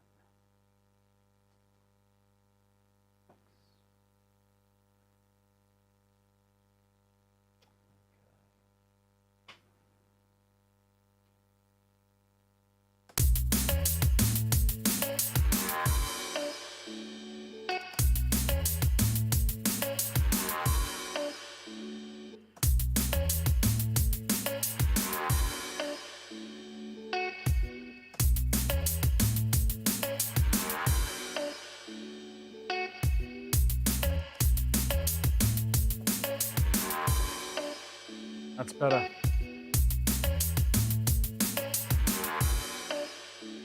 Still a little bit there.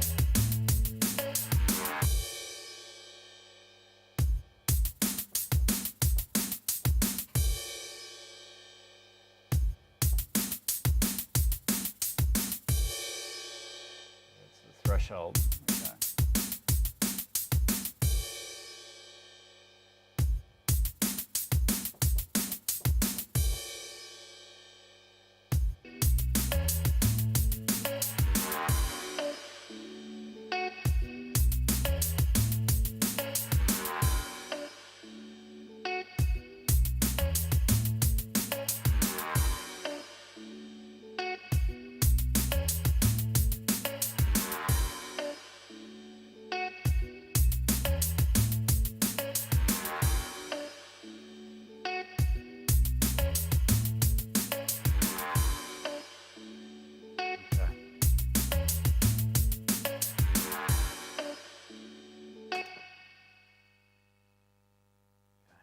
Figured that one out.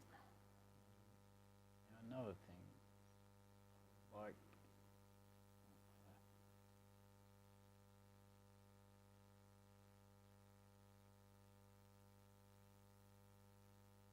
simple effect, but something I like doing. Yeah, this has changed. Where's the reverse? Is that it? Yep, that's it. Cool. Okay.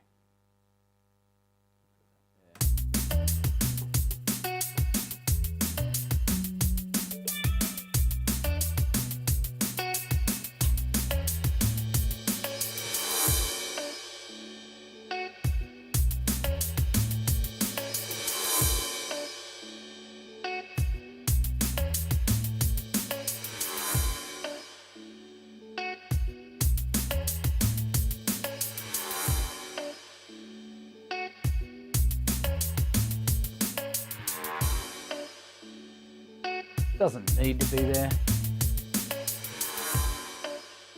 but it does work in building sort of tension and anticipating new elements. Okay, so cool. And then again, just being, I won't say lazy, but just bouncing out these. You don't have to use these all the time. It can get a bit repetitive, but you can go through and you can put these in just to fill gaps and take them out where you don't want them. Outro.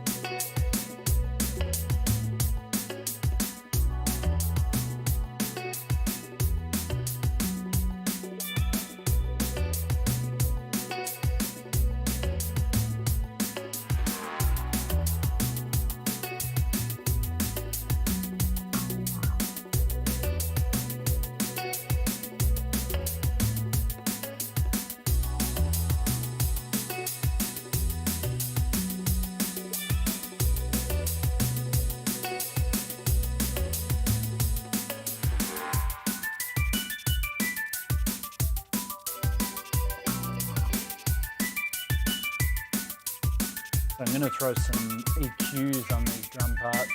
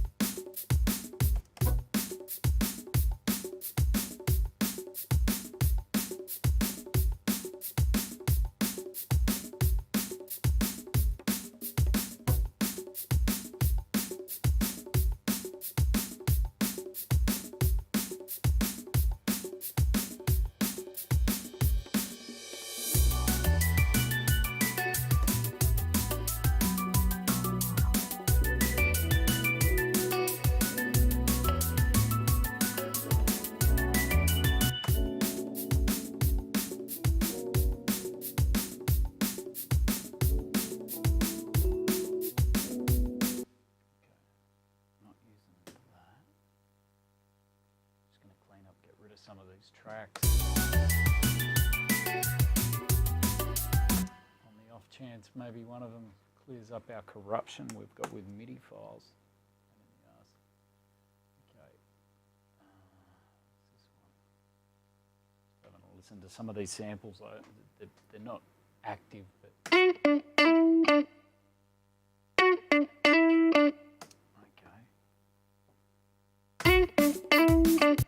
wow, that is loud. I think it's in the wrong key.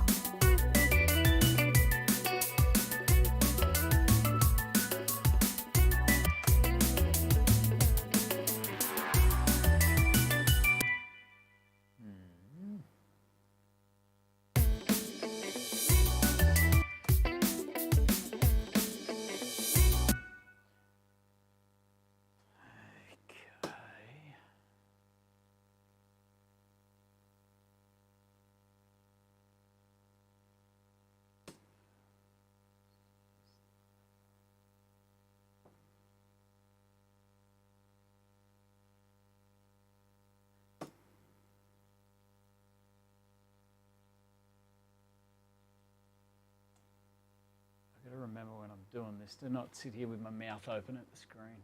Looks quite funny. I was watching back the footage before of last week's stream and I'm sitting here with my mouth open. Okay.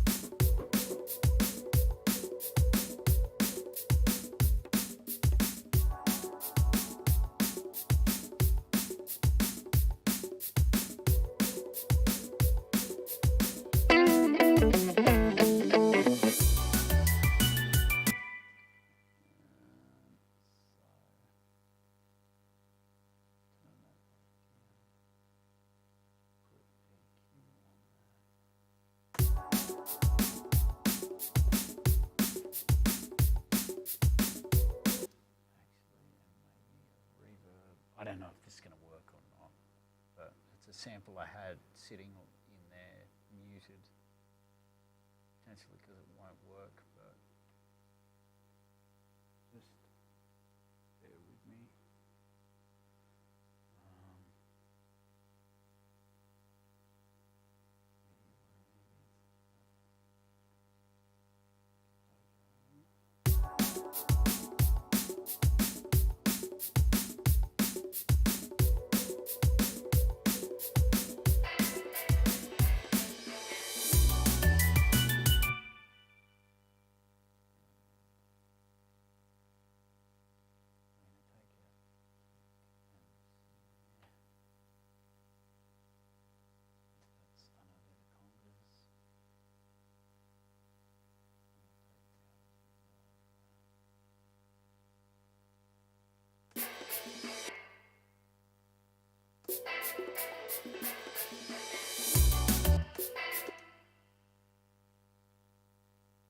This might work, I don't know.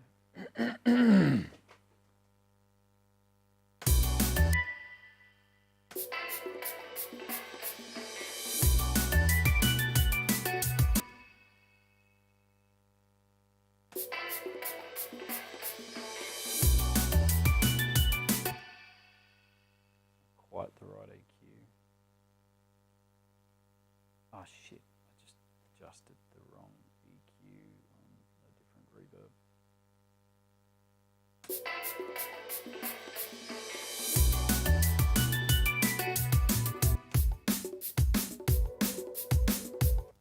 Okay, we're going to take out that percussion there.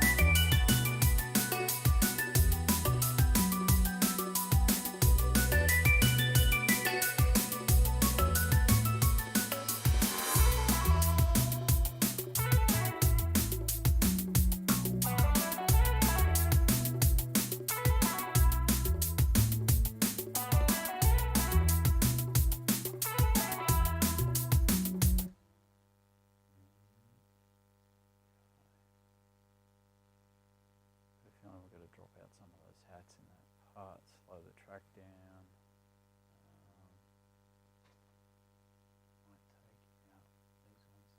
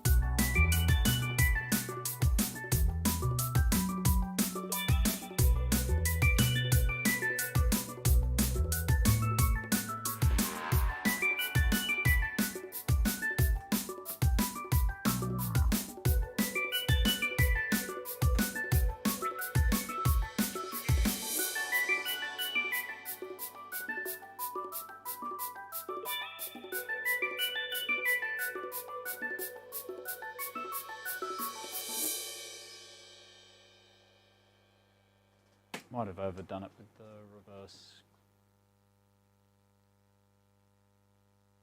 It was right there, but anyway, it's getting there. It's a bit of a vibe. I still need to figure out what's going on. Let's keep going through the muted channels. Actually, we'll just check them out and delete them if we're not using using them. So we ended up using that Gat riff. I don't know if we're going to keep it.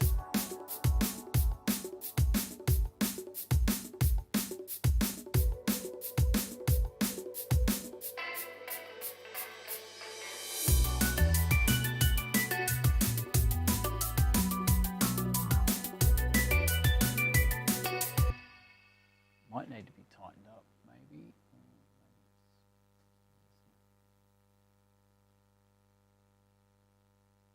So when you're just previewing a small section, you just want to use this loop tool. It's really handy just to go over the section you want and then select the loop there and it should play.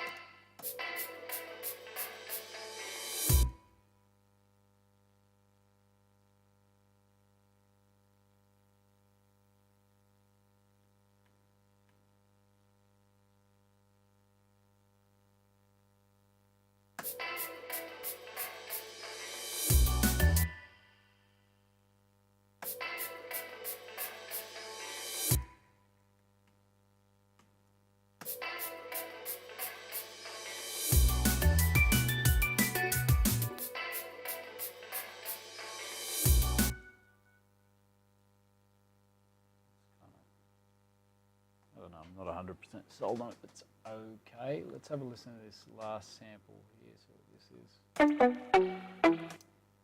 it's a bit loud. Let's turn that down.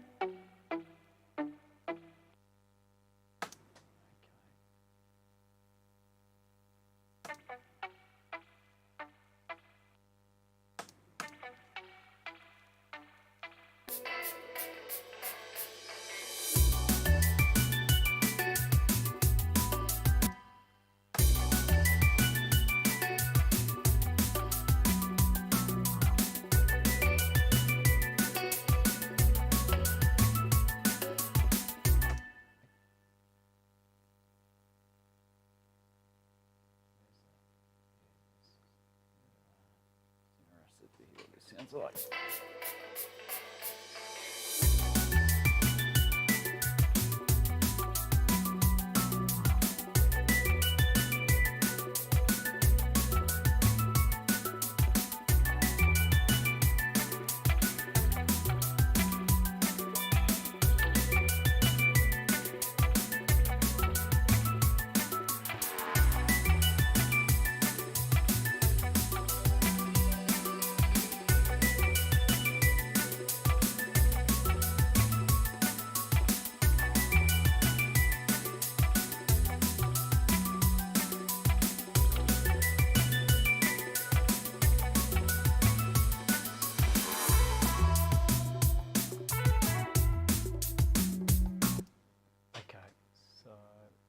We might be able to use that. I'm not sure. We're going to get rid of it here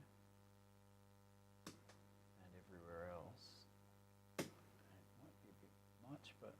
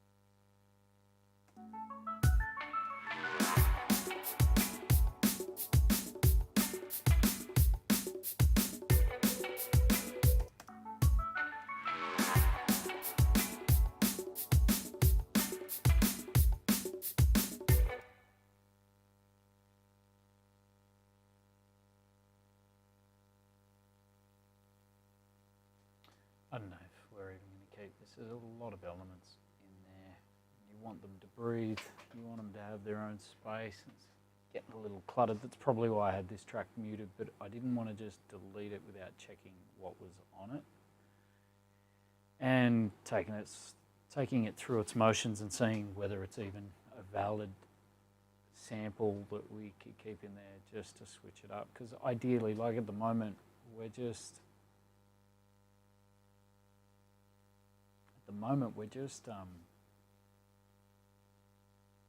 duplicating parts, but ideally, like, I don't know, like in jazz, you'll have so much improvisation and different parts getting mixed up throughout it that potentially we could take like little elements of this, put an effect on it, and create just space and variation.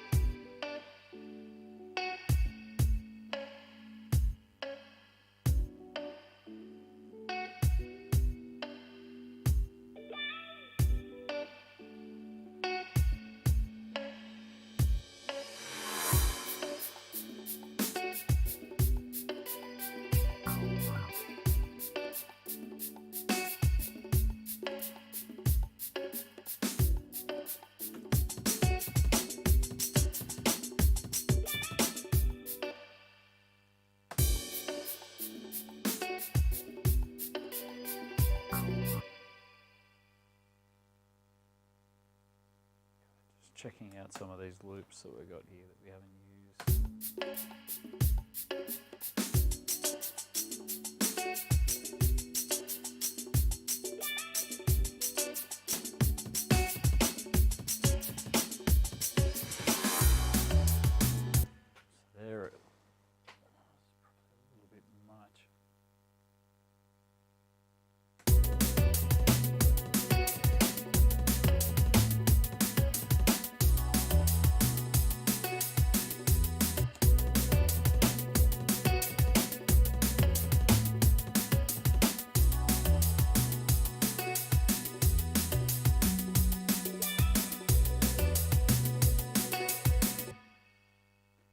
about that one. Might be a little bit busy, especially considering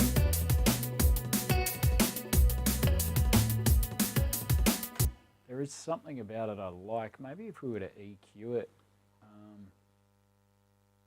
let's try just putting an EQ on it.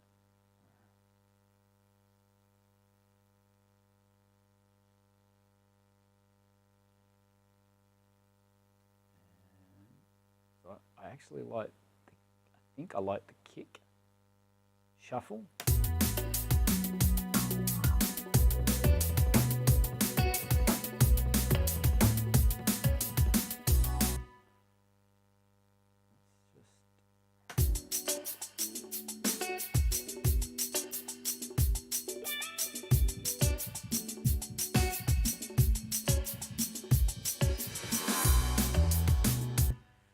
Too busy. It's actually, so if we're sticking with the simplicity of this drum and bass beat, which goes with the bass line, that other one's going to be too busy, so I don't think we're going to use it. Maybe use this percussive sample, maybe.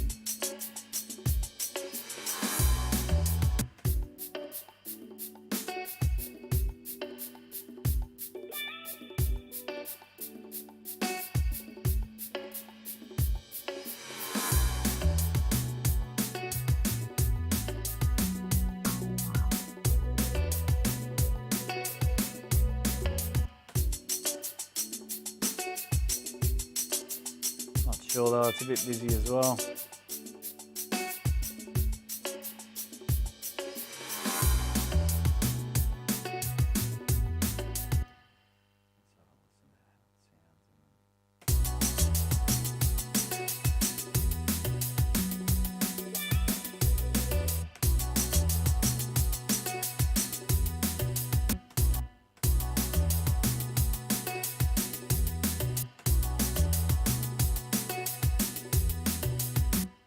Look, it does add a bit of dynamic range to the drum loop. Get rid of some of that. Maybe it'll work. Has a bit of a lifter again. In addition to the ride, like the ride's got its own thing going on. And hits a slightly different frequency.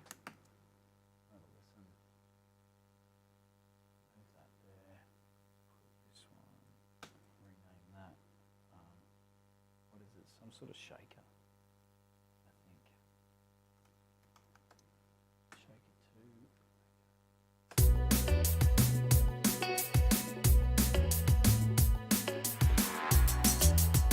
That's too loud.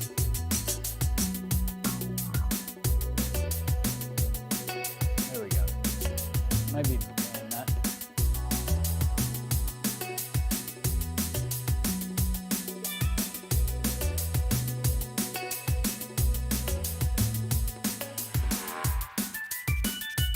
Yeah, that could work.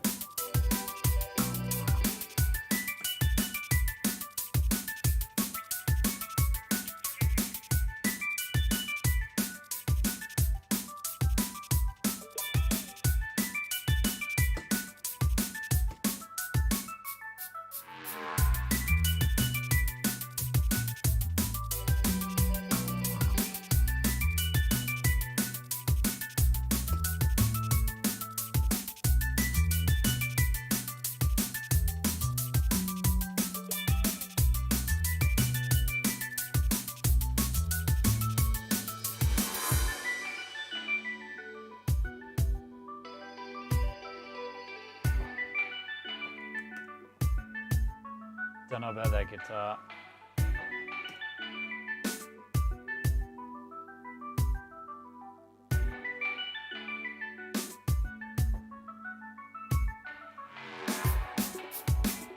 Okay, get rid of that. Get rid of that.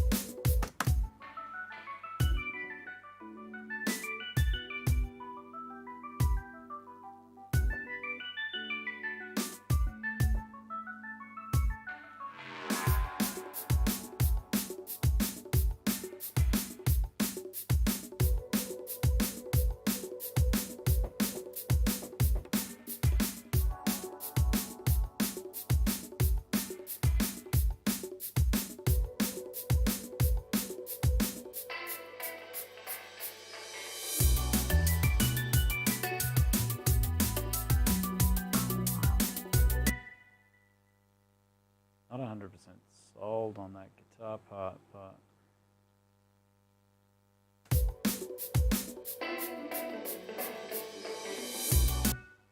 like a little bit out of time. I don't know if it's the reverb, could be the pre-delay, could just be the sample.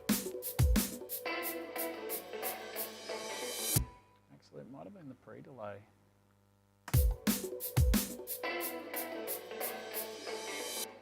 It's a little cleaner.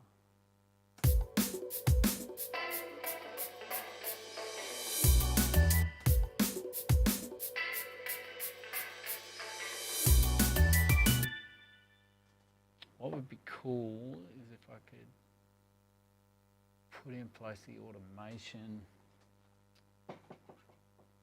on that high pass filter or that EQ. So if we go, maybe I could even sweep the reverb out as well. So let's try that. I'll do this. What are we moving? One filter, type frequency A. I think it's frequency.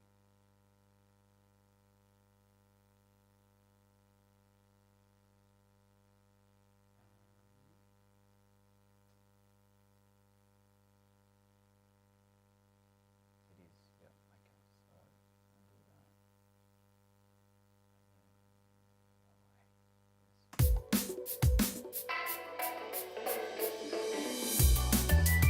Okay, so that could work, and then we'll put the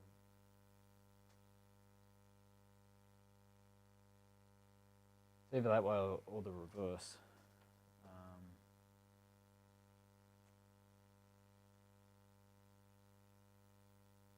Either that way or the reverse.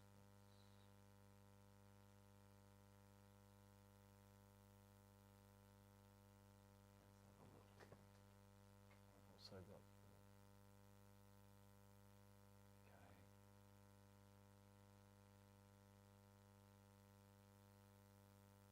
dry to wet.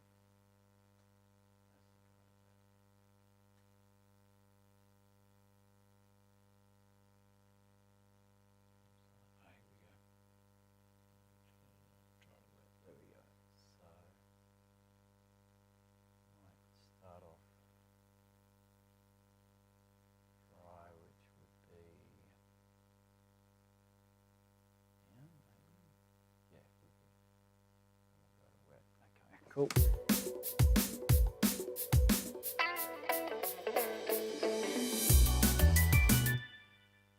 Or we do the other way. Try the other way. I've got a feeling we're going to have to redo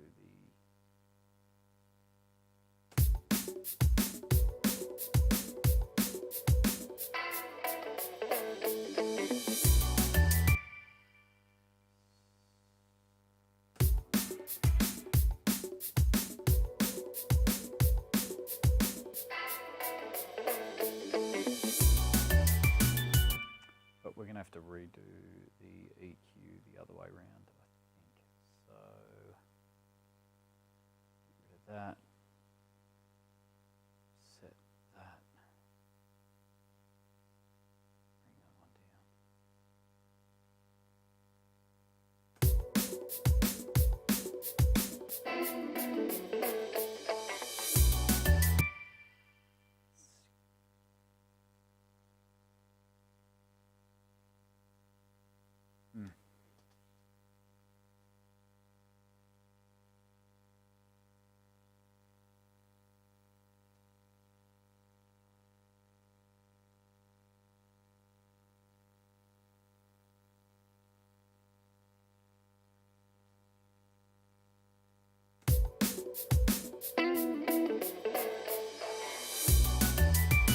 Yeah, that's better. Basically, we just want to transition the energy from one end to the other.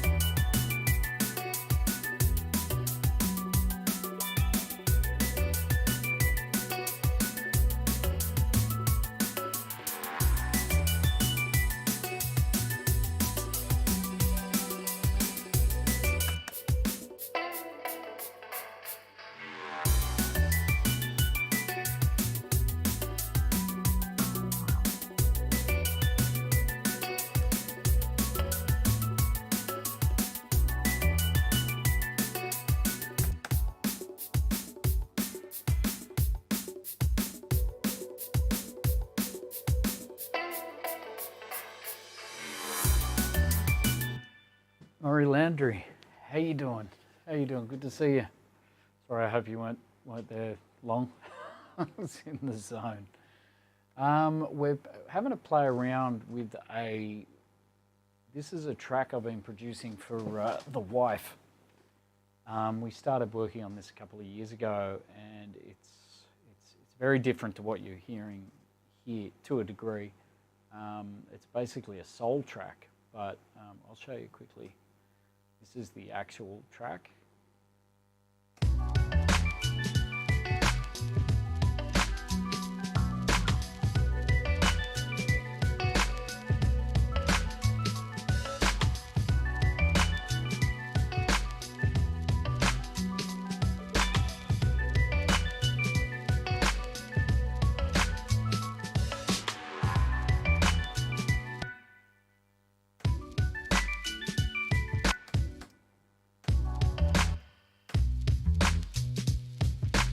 You get the idea. It's a lot of space. I've got to get her to do vocals on it yet. So she's written all her lyrics and melodies and stuff, but we've got to get her to lay them down. But being it's such a slow track, I thought I'd have a play around with trying to do a D&B edit of it.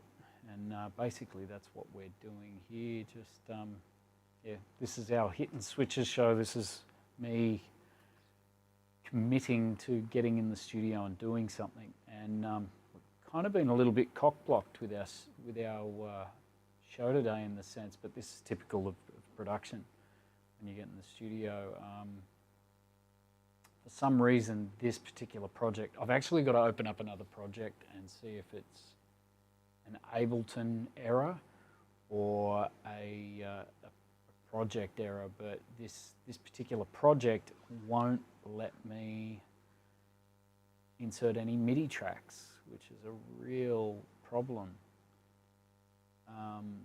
So yeah, I was actually hoping to, we're playing around with samples at the moment with the drum and bass beat, but I'm actually hoping to recreate those beats and swap the sounds out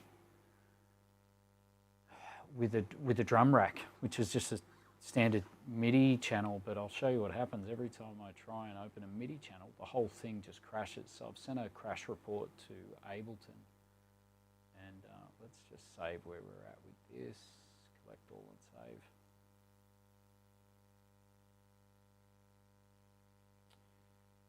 Oh yeah, well, that's kind of what I was wanting to do. If you're meaning slicing the samples to Midi, yes. I can't even open a Midi track. It won't let me, which is really weird because I've got a couple, there's only like 2 Midi tracks in the whole project. There's the Trillion for the bass, this,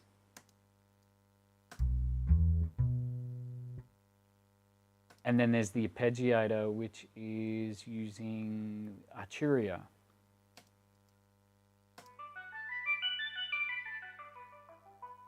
So there's no other, to my knowledge, there's no other Midi tracks, but look, there might be an internal instrument for maybe these strings. What are the strings? Are these samples?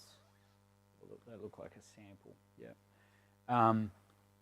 There may be another, I went through them completely, thinking maybe we've got a corrupted software synth or something in there, but it doesn't look that way. I've been going through deleting any muted channels. Here, wait there, what's this bass ID? This might be, have a look.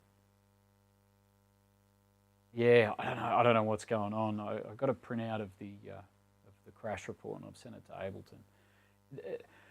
I'm going to run into a few glitches like this with some of our projects being, you know, I'm lucky to sit down and do a track once a year over the last 10 years. So we're rehashing old projects. This one's about 2 years old. So it was probably done in Ableton 9. We're now in Ableton 11. We've done all the software, synth updates.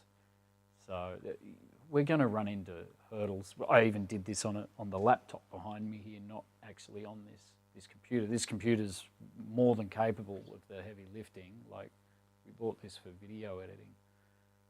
So just going to check out what these are. These look like samples again.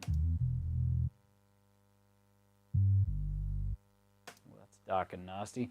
So when I'm not a musician, we played that bass line in with the Trillion, but generally how my workflow is just samples to get inspired, then we get session musos in, or I try and, get some ideas out myself, but I'm not a jazz muso by any means.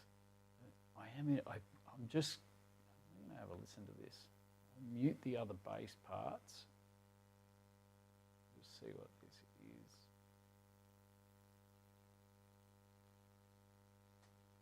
I don't know what this is. I'm going to have a listen. It's not in key. This is an old sample idea, I imagine.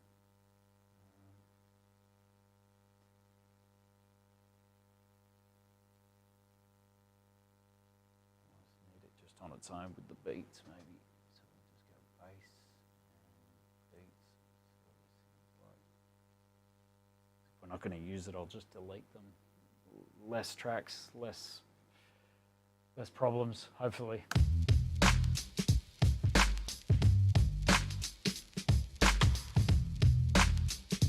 A bit dark.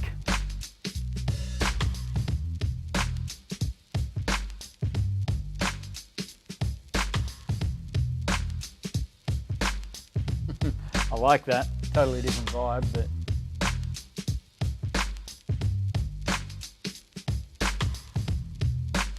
this one.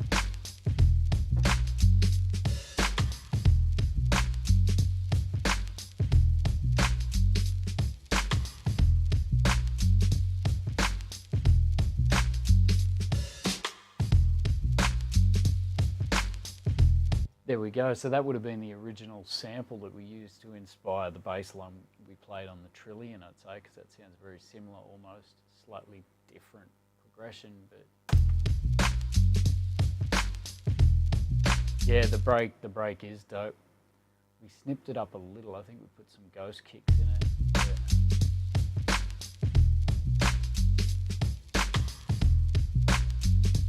I love that little.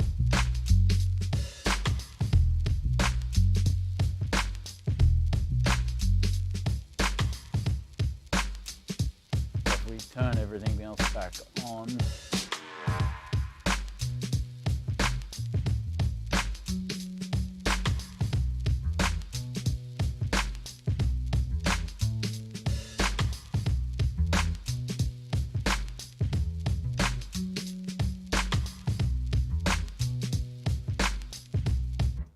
Throw some compression on that bass. Oh, actually, there should be some on the bass. I don't think we need any. Yeah, no, it's cool. Could warm it up a little bit more though.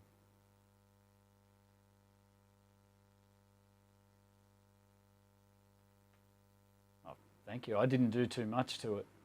I'll pull up the beat. Let's have a look. So we've got, this is the break.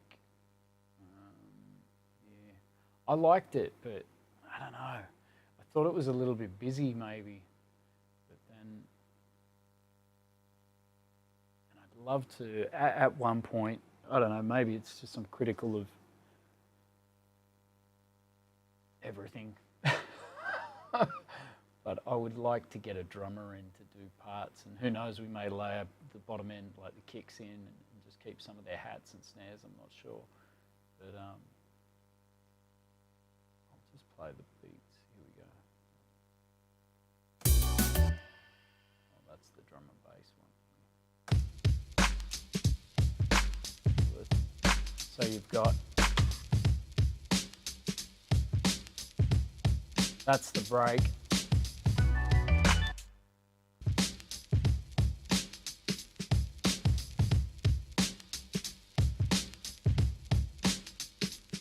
And then all we did was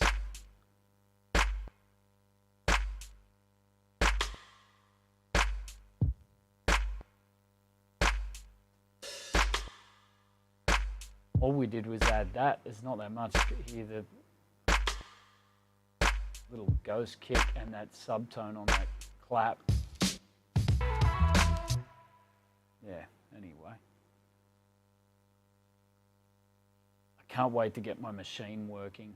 I've got that during COVID and I haven't even sparked it up yet, but I'm really looking forward to getting in and snipping up some breaks and getting some sampling happening. And I haven't done this stuff for years, so it's nice to actually just get in here and allocate the time. It's not everyone's cup of tea listening to snares and kicks and, and stuff, but at least I'm getting some stuff done.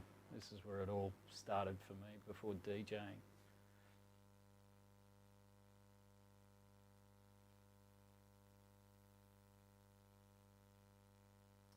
Yes, I have used Impulse, but at the moment, let's look. You know what we're going to do? I'm going to keep those two bass parts. Just going to check what this is.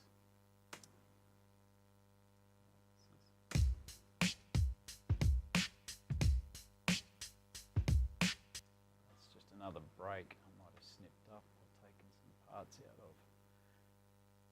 We're not using that now. I might delete it.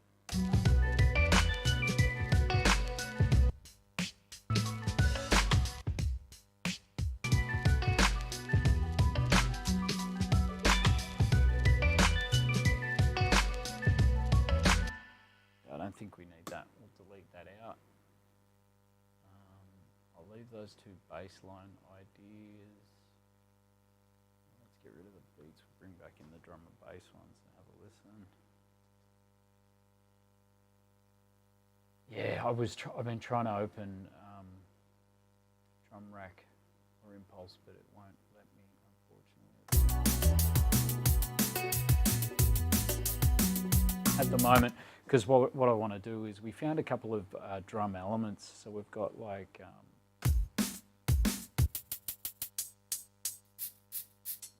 all our drum parts, but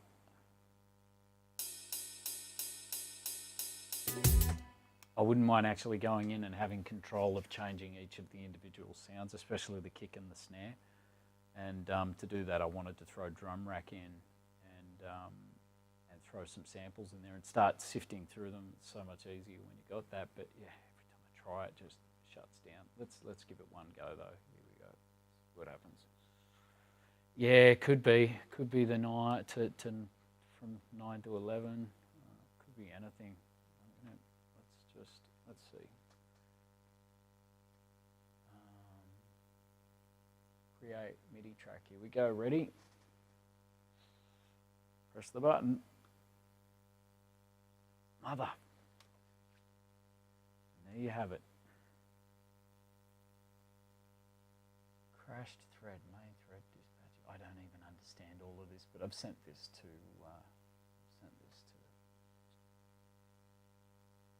Ableton, so hopefully they can figure it out and let me know what's going on.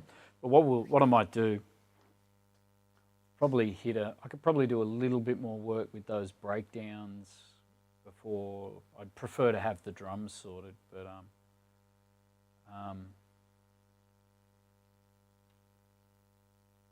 yeah, they should be able to help. I could play around with effects and get sweeps and stuff happening a little bit more. I'm not 100% sure on some of these melodic parts either. We may not use those, but let's just I'll have a listen from the top before we close this down, because what I might do is I might shut this. I've got to jump off this stream anyway in the next 50 minutes, but what I might do is open a completely different project that this is the other thing I've got to overcome in doing this here. I don't think I can mix tracks in here. I can mix them in my cans, but I bought these beautiful Havana Opals. I dreamed about having these speakers for like 10 years or more. And I finally got a pair, and the frequencies you hear on those are amazing.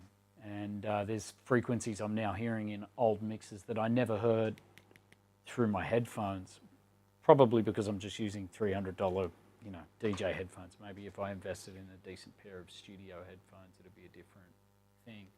But I want to mix these. I've got a heap of tracks I want to revisit and mix through these, but I don't think there's a way that I can do that without and talk through the process without getting feedback loops. I've got to try and figure out a way of doing that. The only way I can think is like if you're in the studio recording, you have to have a mute button or power down your mic while you're listening back doing the mix, but that would kind of defeat the purpose.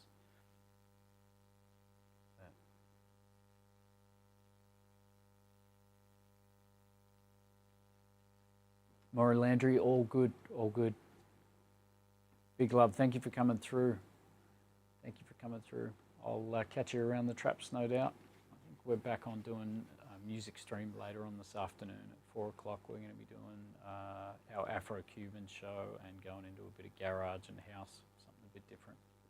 But yeah, big up. Thank you for coming through.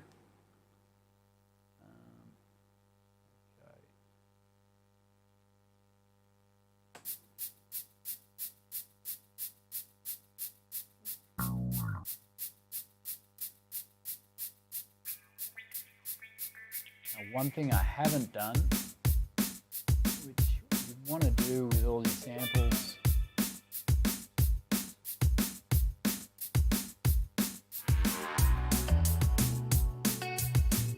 and that is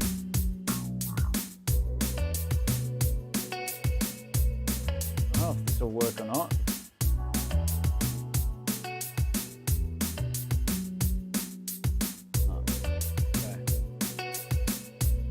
Can't select the MIDI track.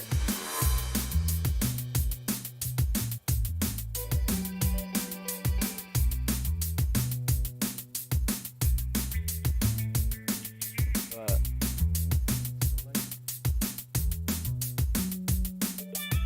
here we go.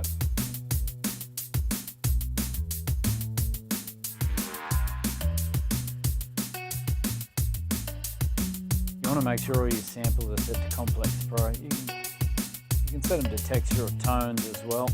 But you definitely don't want them sitting in whatever the default mode is.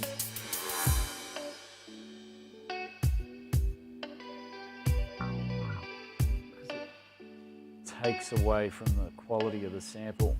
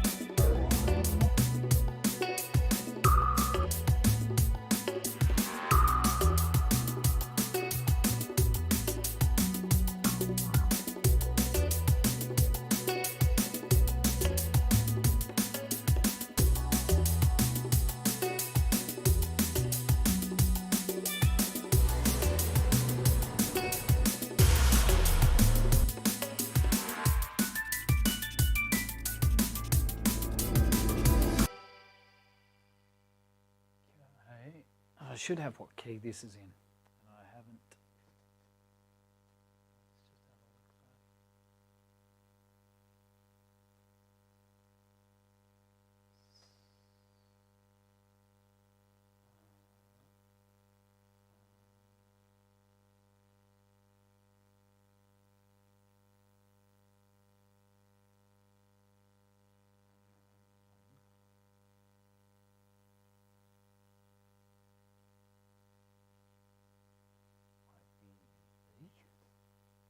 Maybe.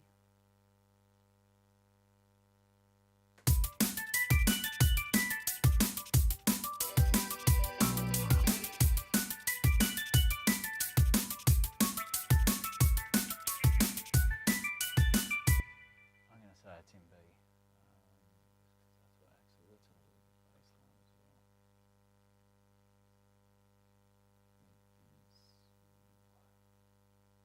It's in B, definitely. Okay, so that means we want the, I'm just looking at some sound effects to potentially add some more motion to it, but we're going to want them in.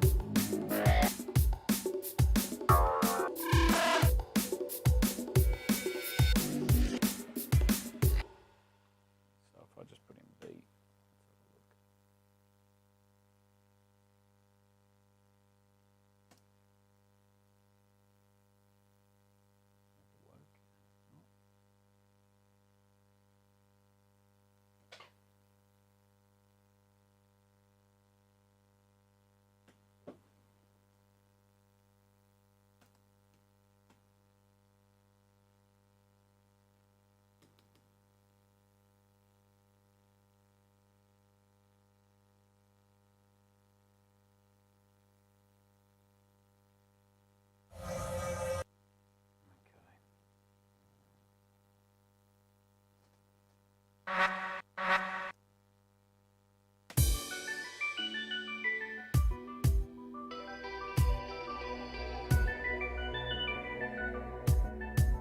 That's a bit epic.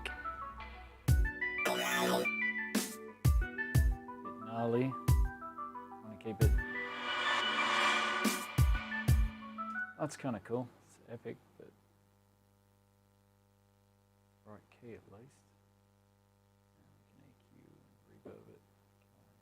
Keep looking. What else have we got here?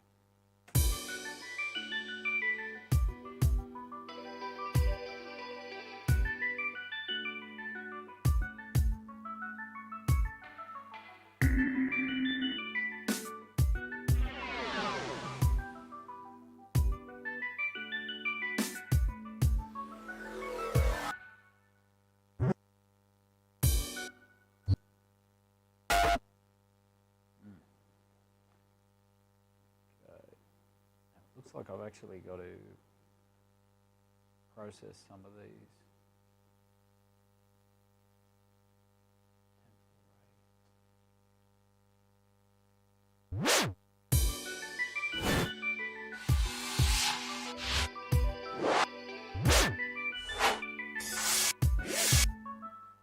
I'll have a look, maybe we've got some.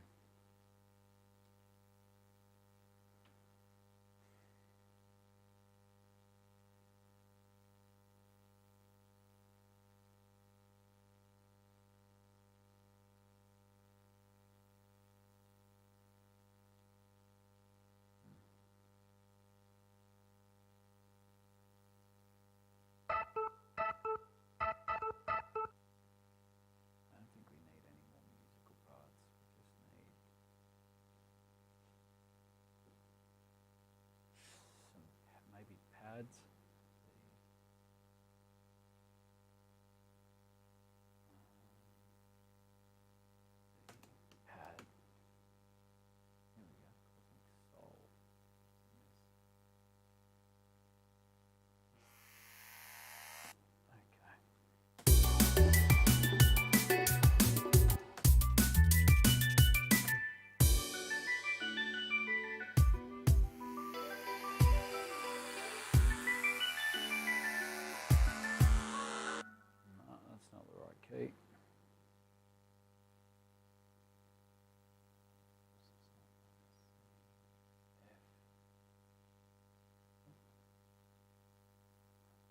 So I might have to analyze my sample libraries.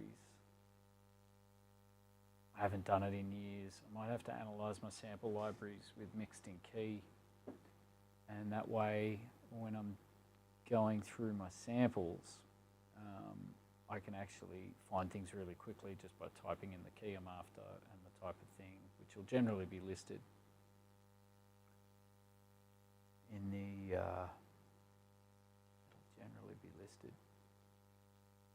sample type. So see here, bell powder. I don't think that's going to be what we're after, but that's coming up because it's got B in bell, I'm assuming. But yeah, if I analysed everything so that it tags the file name with the key and then it's got a description, just makes your workflow a lot quicker when you're looking for a particular sound or sample and you need it in a particular key.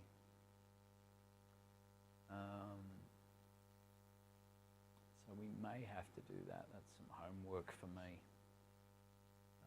But let's just have a look at what we got. There were two samples there that were in key that were kind of cool. We may not need too much. Drop and drag these into the bridge sections. Have a look at what we got.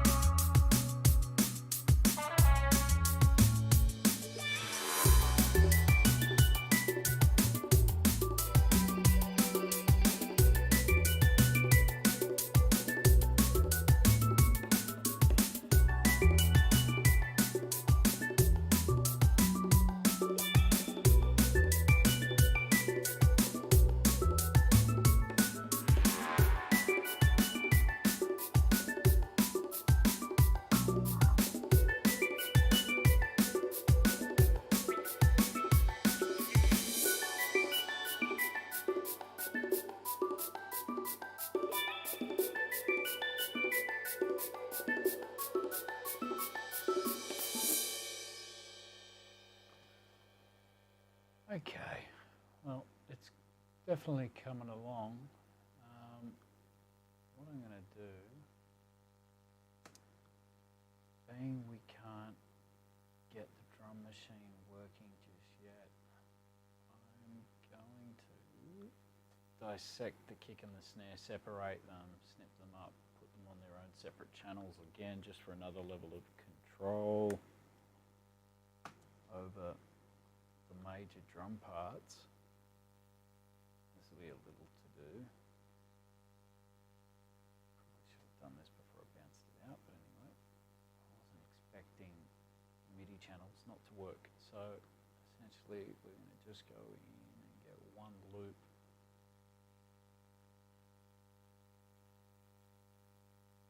and dissect it. So we've got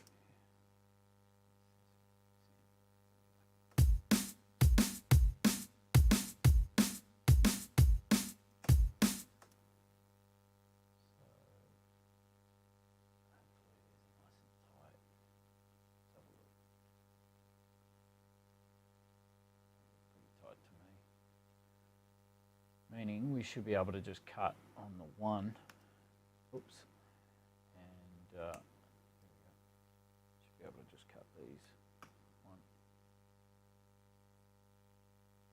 It doesn't look like it's tight, but that one's out. Okay, maybe before we do this, so let's just tighten this up now.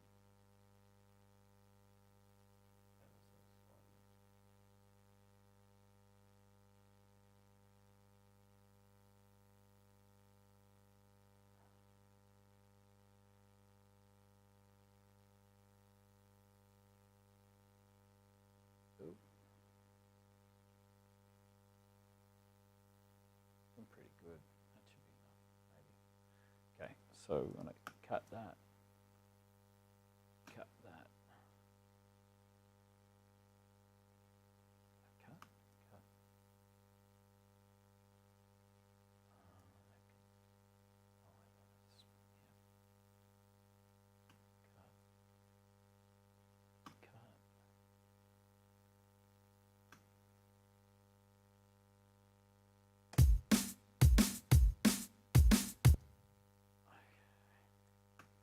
Basically, we're cutting every kick and snare out.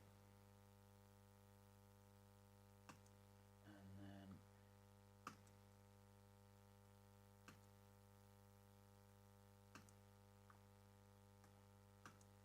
we're basically going to grab the kicks or the snares, either one of them, and drag them down a track, and then we've got it separated.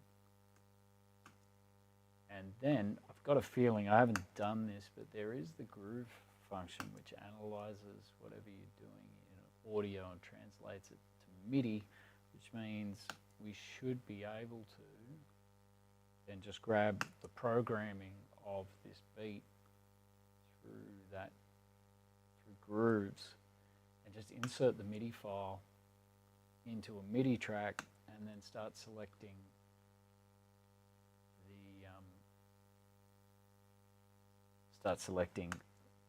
the samples we want to use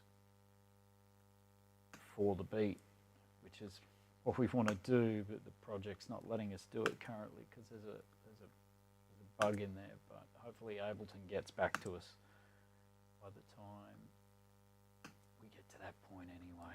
I'm sure I can do all of this in the interim. Okay, so that's pretty much done. So now what we want to do is delete the bottom channel. In fact, we want to delete all of that.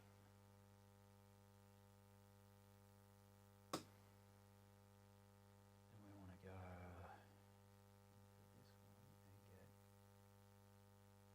let's make this one the snare, so we're in that to snare. And we want to grab all the kicks now. So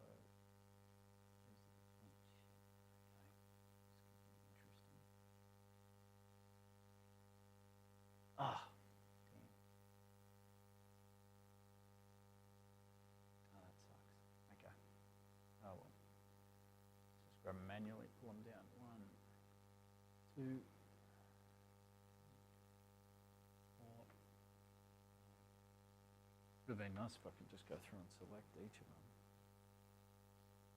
Be a way you can. Anyway, it's all good. By the time I Google that and figure that one out, we'll be done.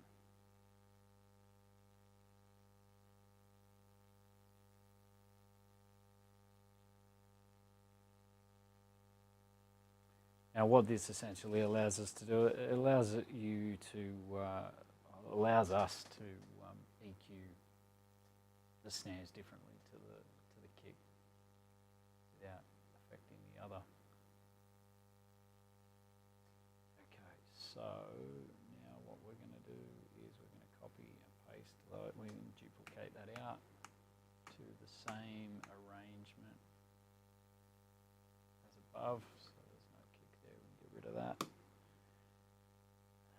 And what we're going to do is the same with the top one. So now that we've got that there as a guide, that's okay. So just got to remember that that snare's there, but the next one's not. Let's go back, delete these, and then select all these.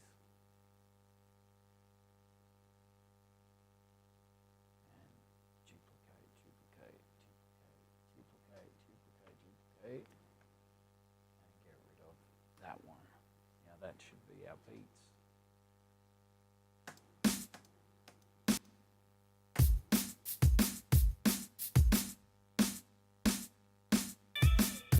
Perfect. Okay. Now I want to do the same thing for the rest of it.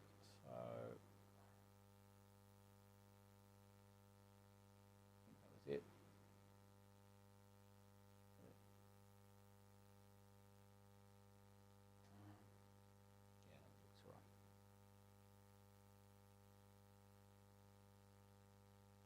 Yep, so copy that. Now I'm going to go over here and get rid of these ones.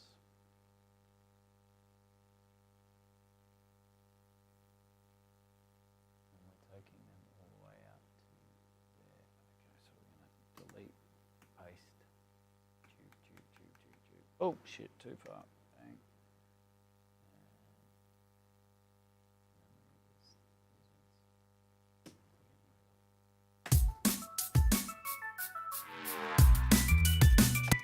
Yep. And we're going to do the same with these ones. To paste, duplicate,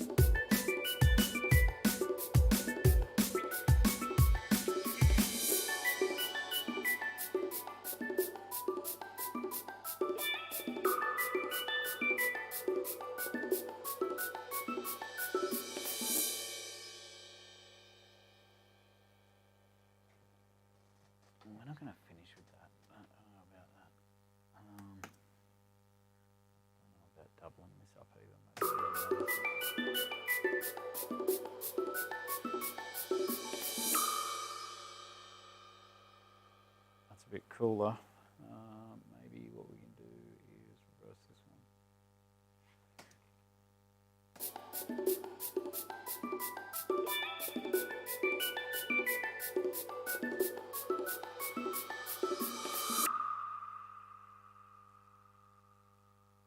That's kind of cool. Different, but cool. In saying that, we didn't want to finish on a melodic, so note, and there's a few there, so we might bounce out the beats just a little bit longer on the end, just to give us that outro.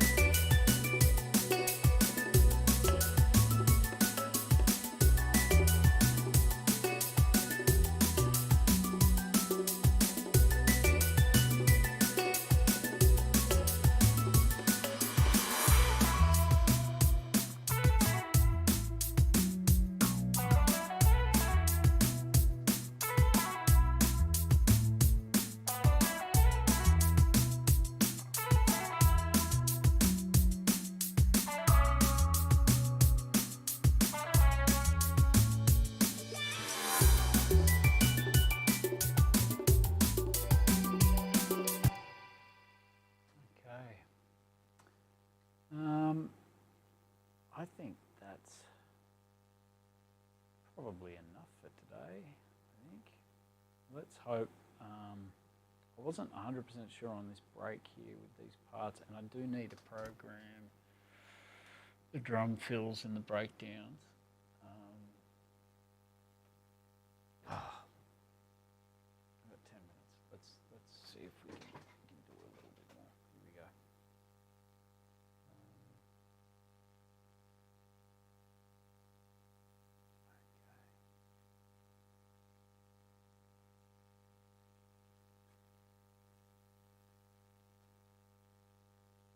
For anyone tuning in, welcome to Hittin' Switches. This is where I bore the tits off you, producing tracks, listening to 100 snares over and over and over. But we're getting shit done. So, we're getting shit done.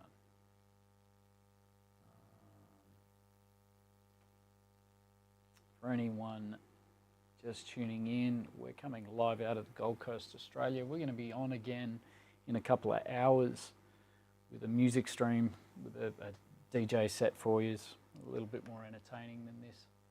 But I've got to do this for me. I've got to get in here and keep cracking on with some of this stuff that's been sitting on hard drives for an eternity. Okay. What are we going to do? Extend this beat outro.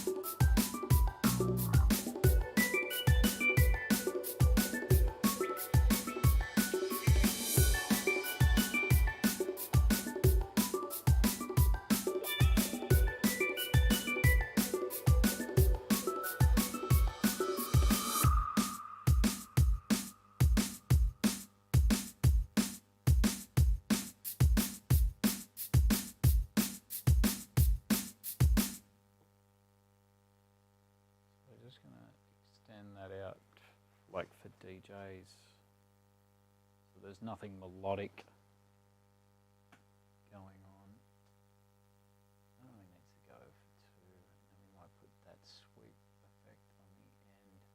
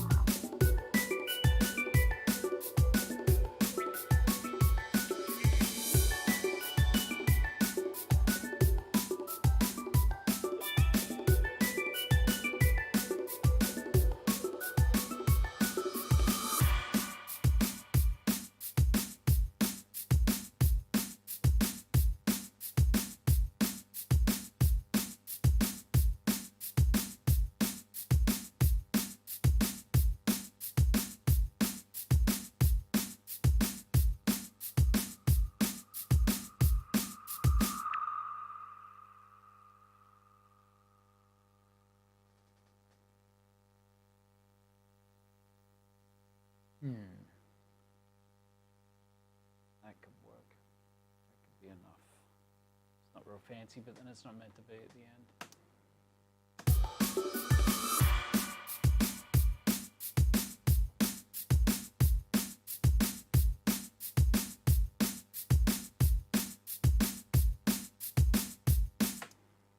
Might put one more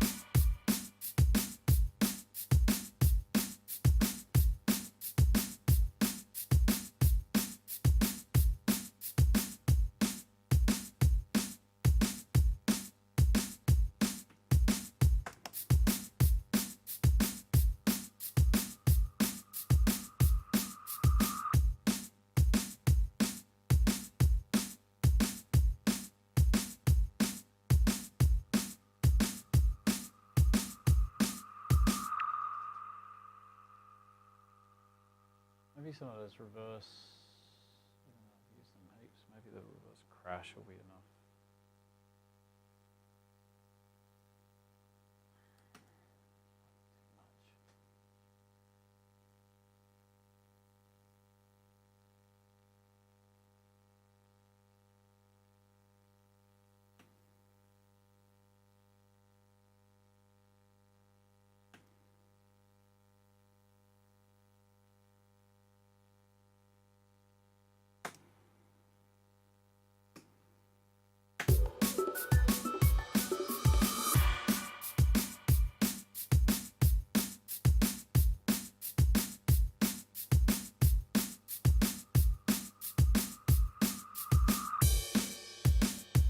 No, that's crap.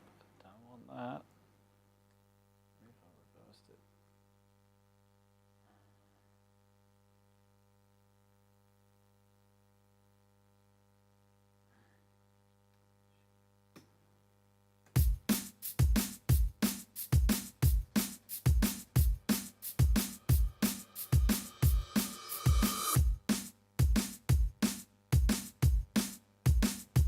So you see it.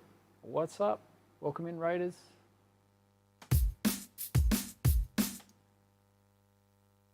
Empirically sleepy again. What's up? Welcome to the Gold Coast, Australia, Raiders. I've got to remember to look at the camera, not at the chat. Big up. We're actually just about to wrap up here, but big up. Thank you for the raid. So you see it. How was your raid? How was your stream? What sort of stream were you throwing down?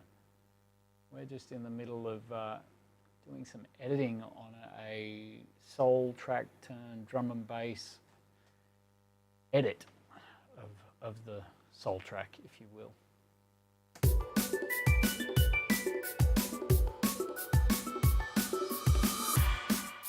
Just trying to make a DJ-friendly outro.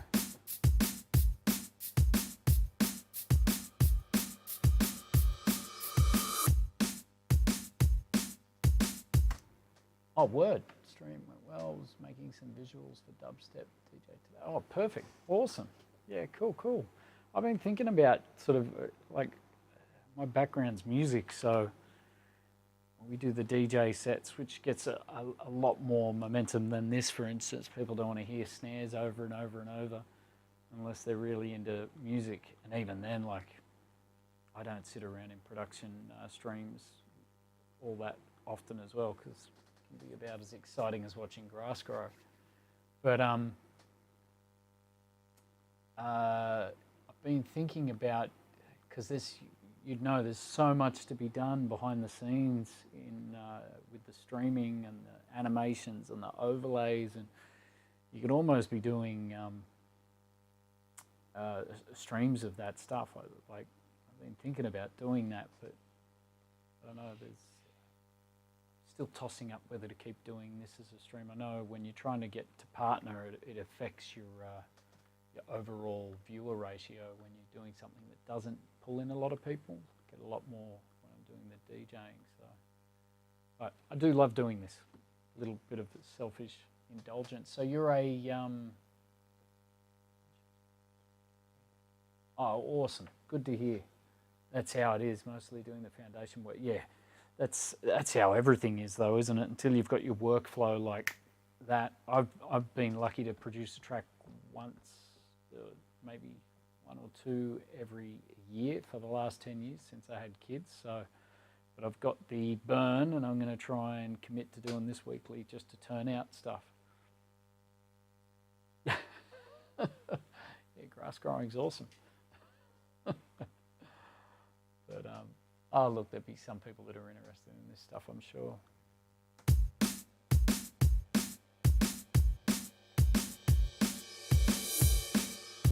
Okay, that's not meant to be there. We're going to move that out. There we go.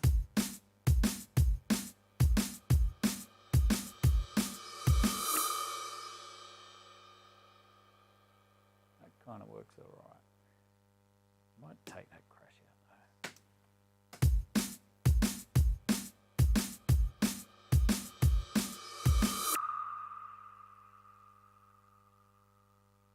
I might even turn these crashes down. I like that sound effect though, it's kind of cool. Let's turn these down in the mix. See if we get the same effect.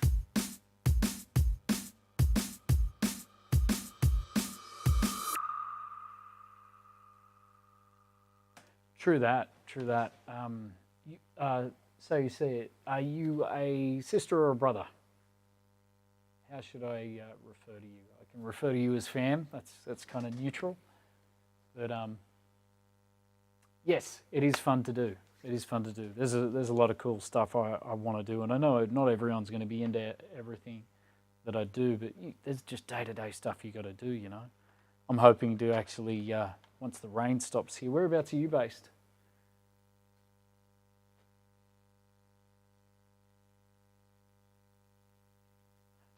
Perfect.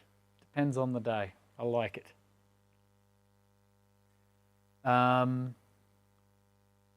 Yeah.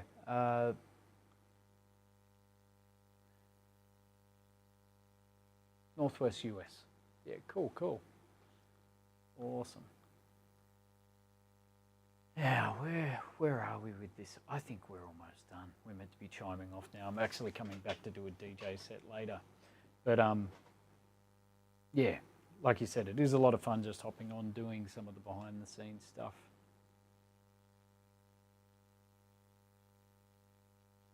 Yeah, I'm hoping to get in the kitchen and do some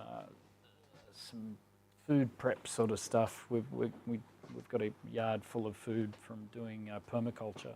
It's got nothing to do with music, but it's something that I'm passionate about. So I'm looking forward to incorporating that somehow into what we do here, whether or not I should do it under Respect Music, which is essentially our music business, as it would have you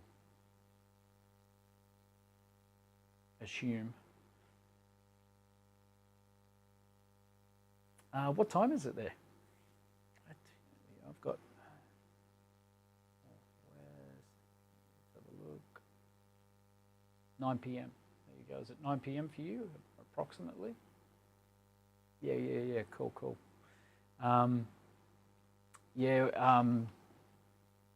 We're meant to be on at 4, potentially before 4, so it's only an hour or so out. We're doing, in fact, you know what? I'm going to just save this project. I'm going to save it. Oh, you know what? You walked in. Do you want to hear a little bit? I'll show you a little bit of it so you get a bit of an idea of what it is. It's basically a soul jam that I was making for the wife to sing on. This is the original groove. I'll show you. I'll just play the chorus.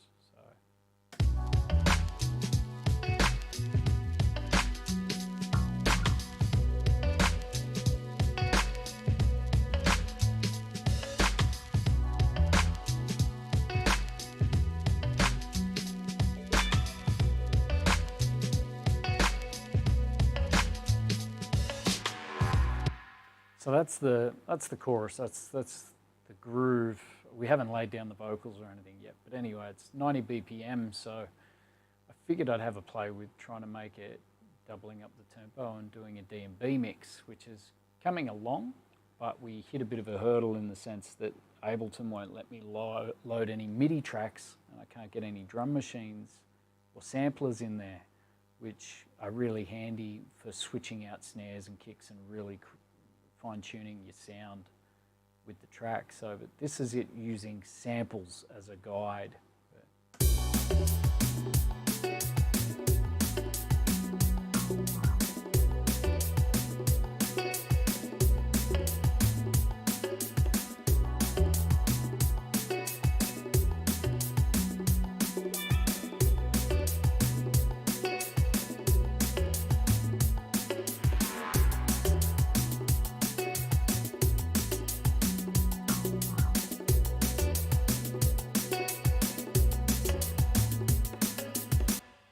Yeah, so it's pretty chill.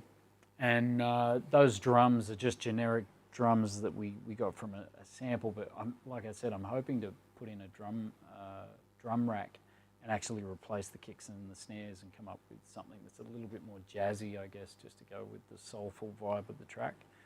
But we're going to wait for Ableton to get back to us with our crash data and see if they can tell us what's going on, because I can't figure it out. It just keeps crashing. One thing I might do before we go is we might actually just try and open a separate project and open MIDI tracks in it just to determine whether or not it's the project, which I'm pretty sure it is. I don't think it's Ableton. So I'll just collect all that and save. But yeah, we'll be jumping on later and doing an Afro-Cuban vibes, followed by garage into house music. So we've got a few different shows that we do, but we've had to condense down our schedule just due to family commitments. And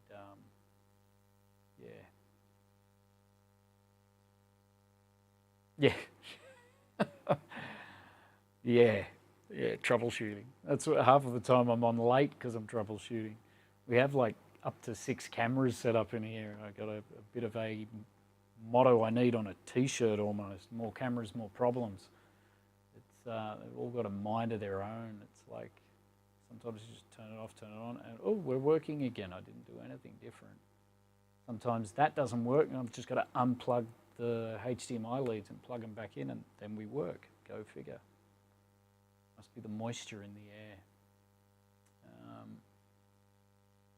Okay, so let me just open up another. I'm just going to find another project to open just to troubleshoot this one thing. Where are we? Production. Here we go. So, RM archives. Here we go. So, let's go into.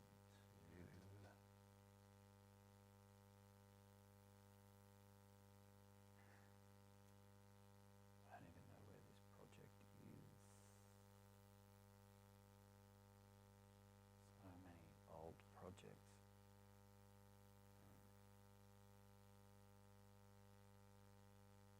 I think this might be it.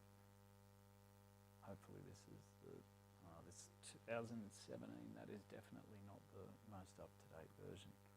Let me see if I've got another one.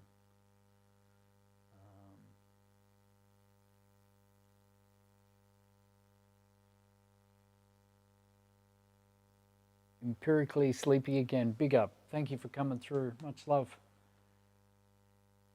Yes, I'm going to go and get a bite to eat before we jump back in. Hope you have an amazing night's rest. And thank you for coming through again. Also, so you see, thank you so much for the raid and coming through. I'll have to give you a follow. Can you actually? Can I do that while I'm in the chat here? I've got to figure out a way of. Here we go. Here we go. Following. Perfect. Awesome. There we go. Now I'll get notifications. That was easy. Cool. I'll have to come and check one of your streams. I might get some tips on design stuff. Forever learning. 20 years doing this stuff and learning something new every day. It's crazy. Can't keep up with the technology. Okay.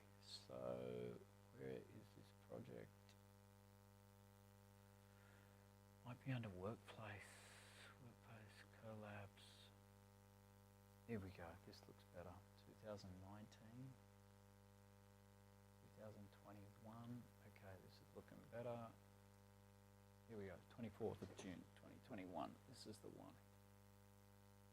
We want to have a listen to this. Let's open this project. No, thank you for coming through. Again, I got to talk to the camera, not the chat. My mistake.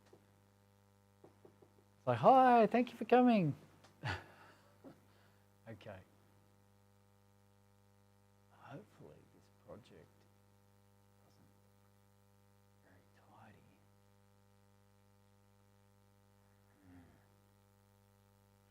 I've actually got to revisit this project and mix it down, but I can't do mixing on the stream because I can't utilize my monitors unless I invest in some really decent studio headphones. But okay, this doesn't look too bad. Okay, so we're just going to have a... So this is a track that I've produced with another producer from the UK. This one's, we're going to release under our Disco Finger alias.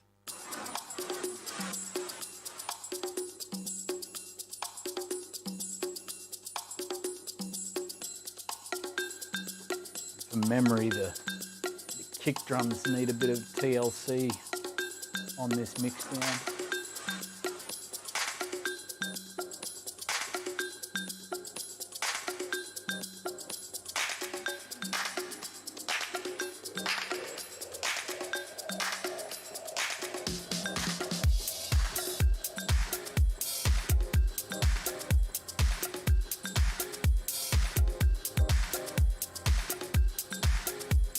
So you see it, that's all good. There's no rules on here, we can do whatever we want.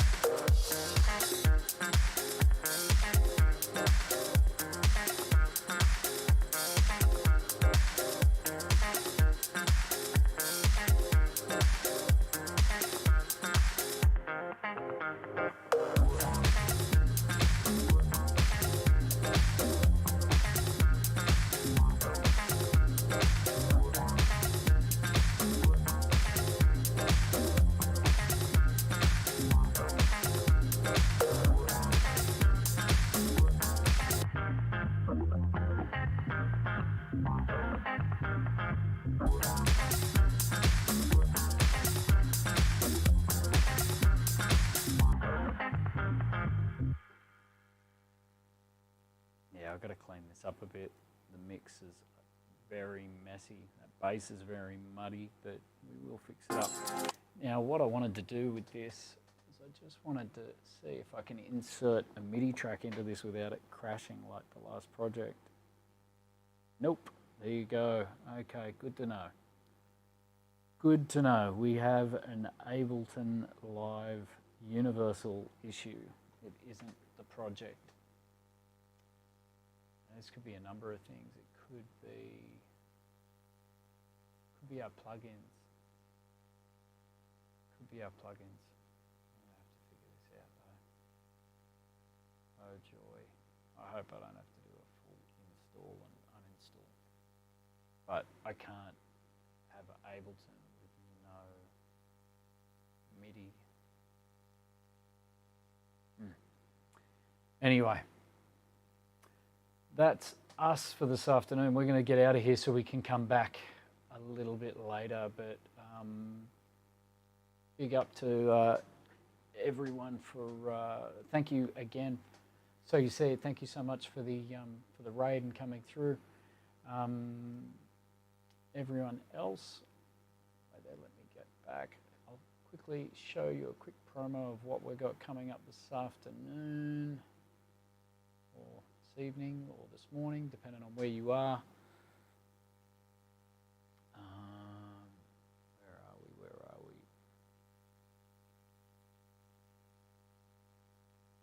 Here, let's turn these off. Turn that off. Here we go. Yeah, so we're going to be back in about 2 hours, hour and a half, thereabouts, and we're going to be doing this.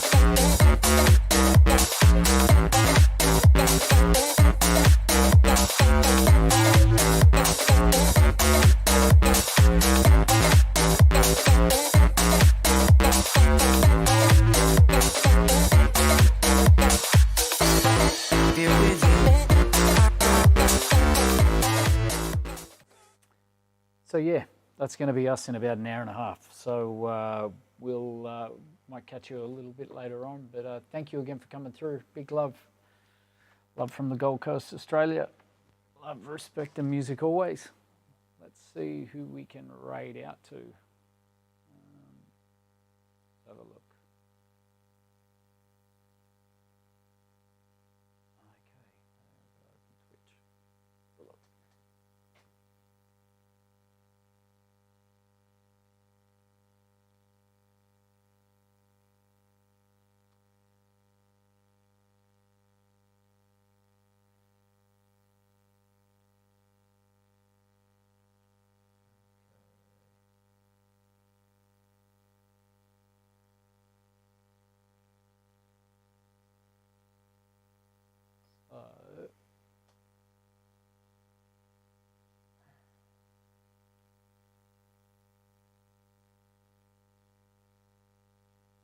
Just checking out who we've got online to raid.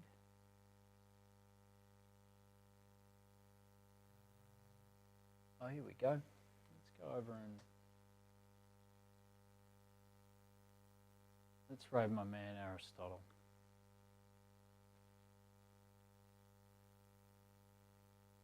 Okay, here this guy is an amazing DJ based in Canada. All vinyl, all genres, really dope DJ. So yeah, let's go over and show my man some love. Big up everyone for coming through. See you soon.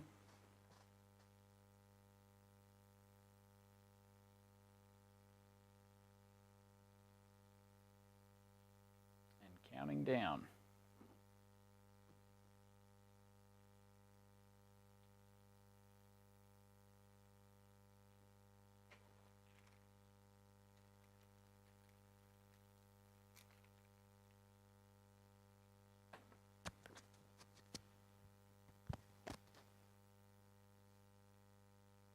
I think it's rating.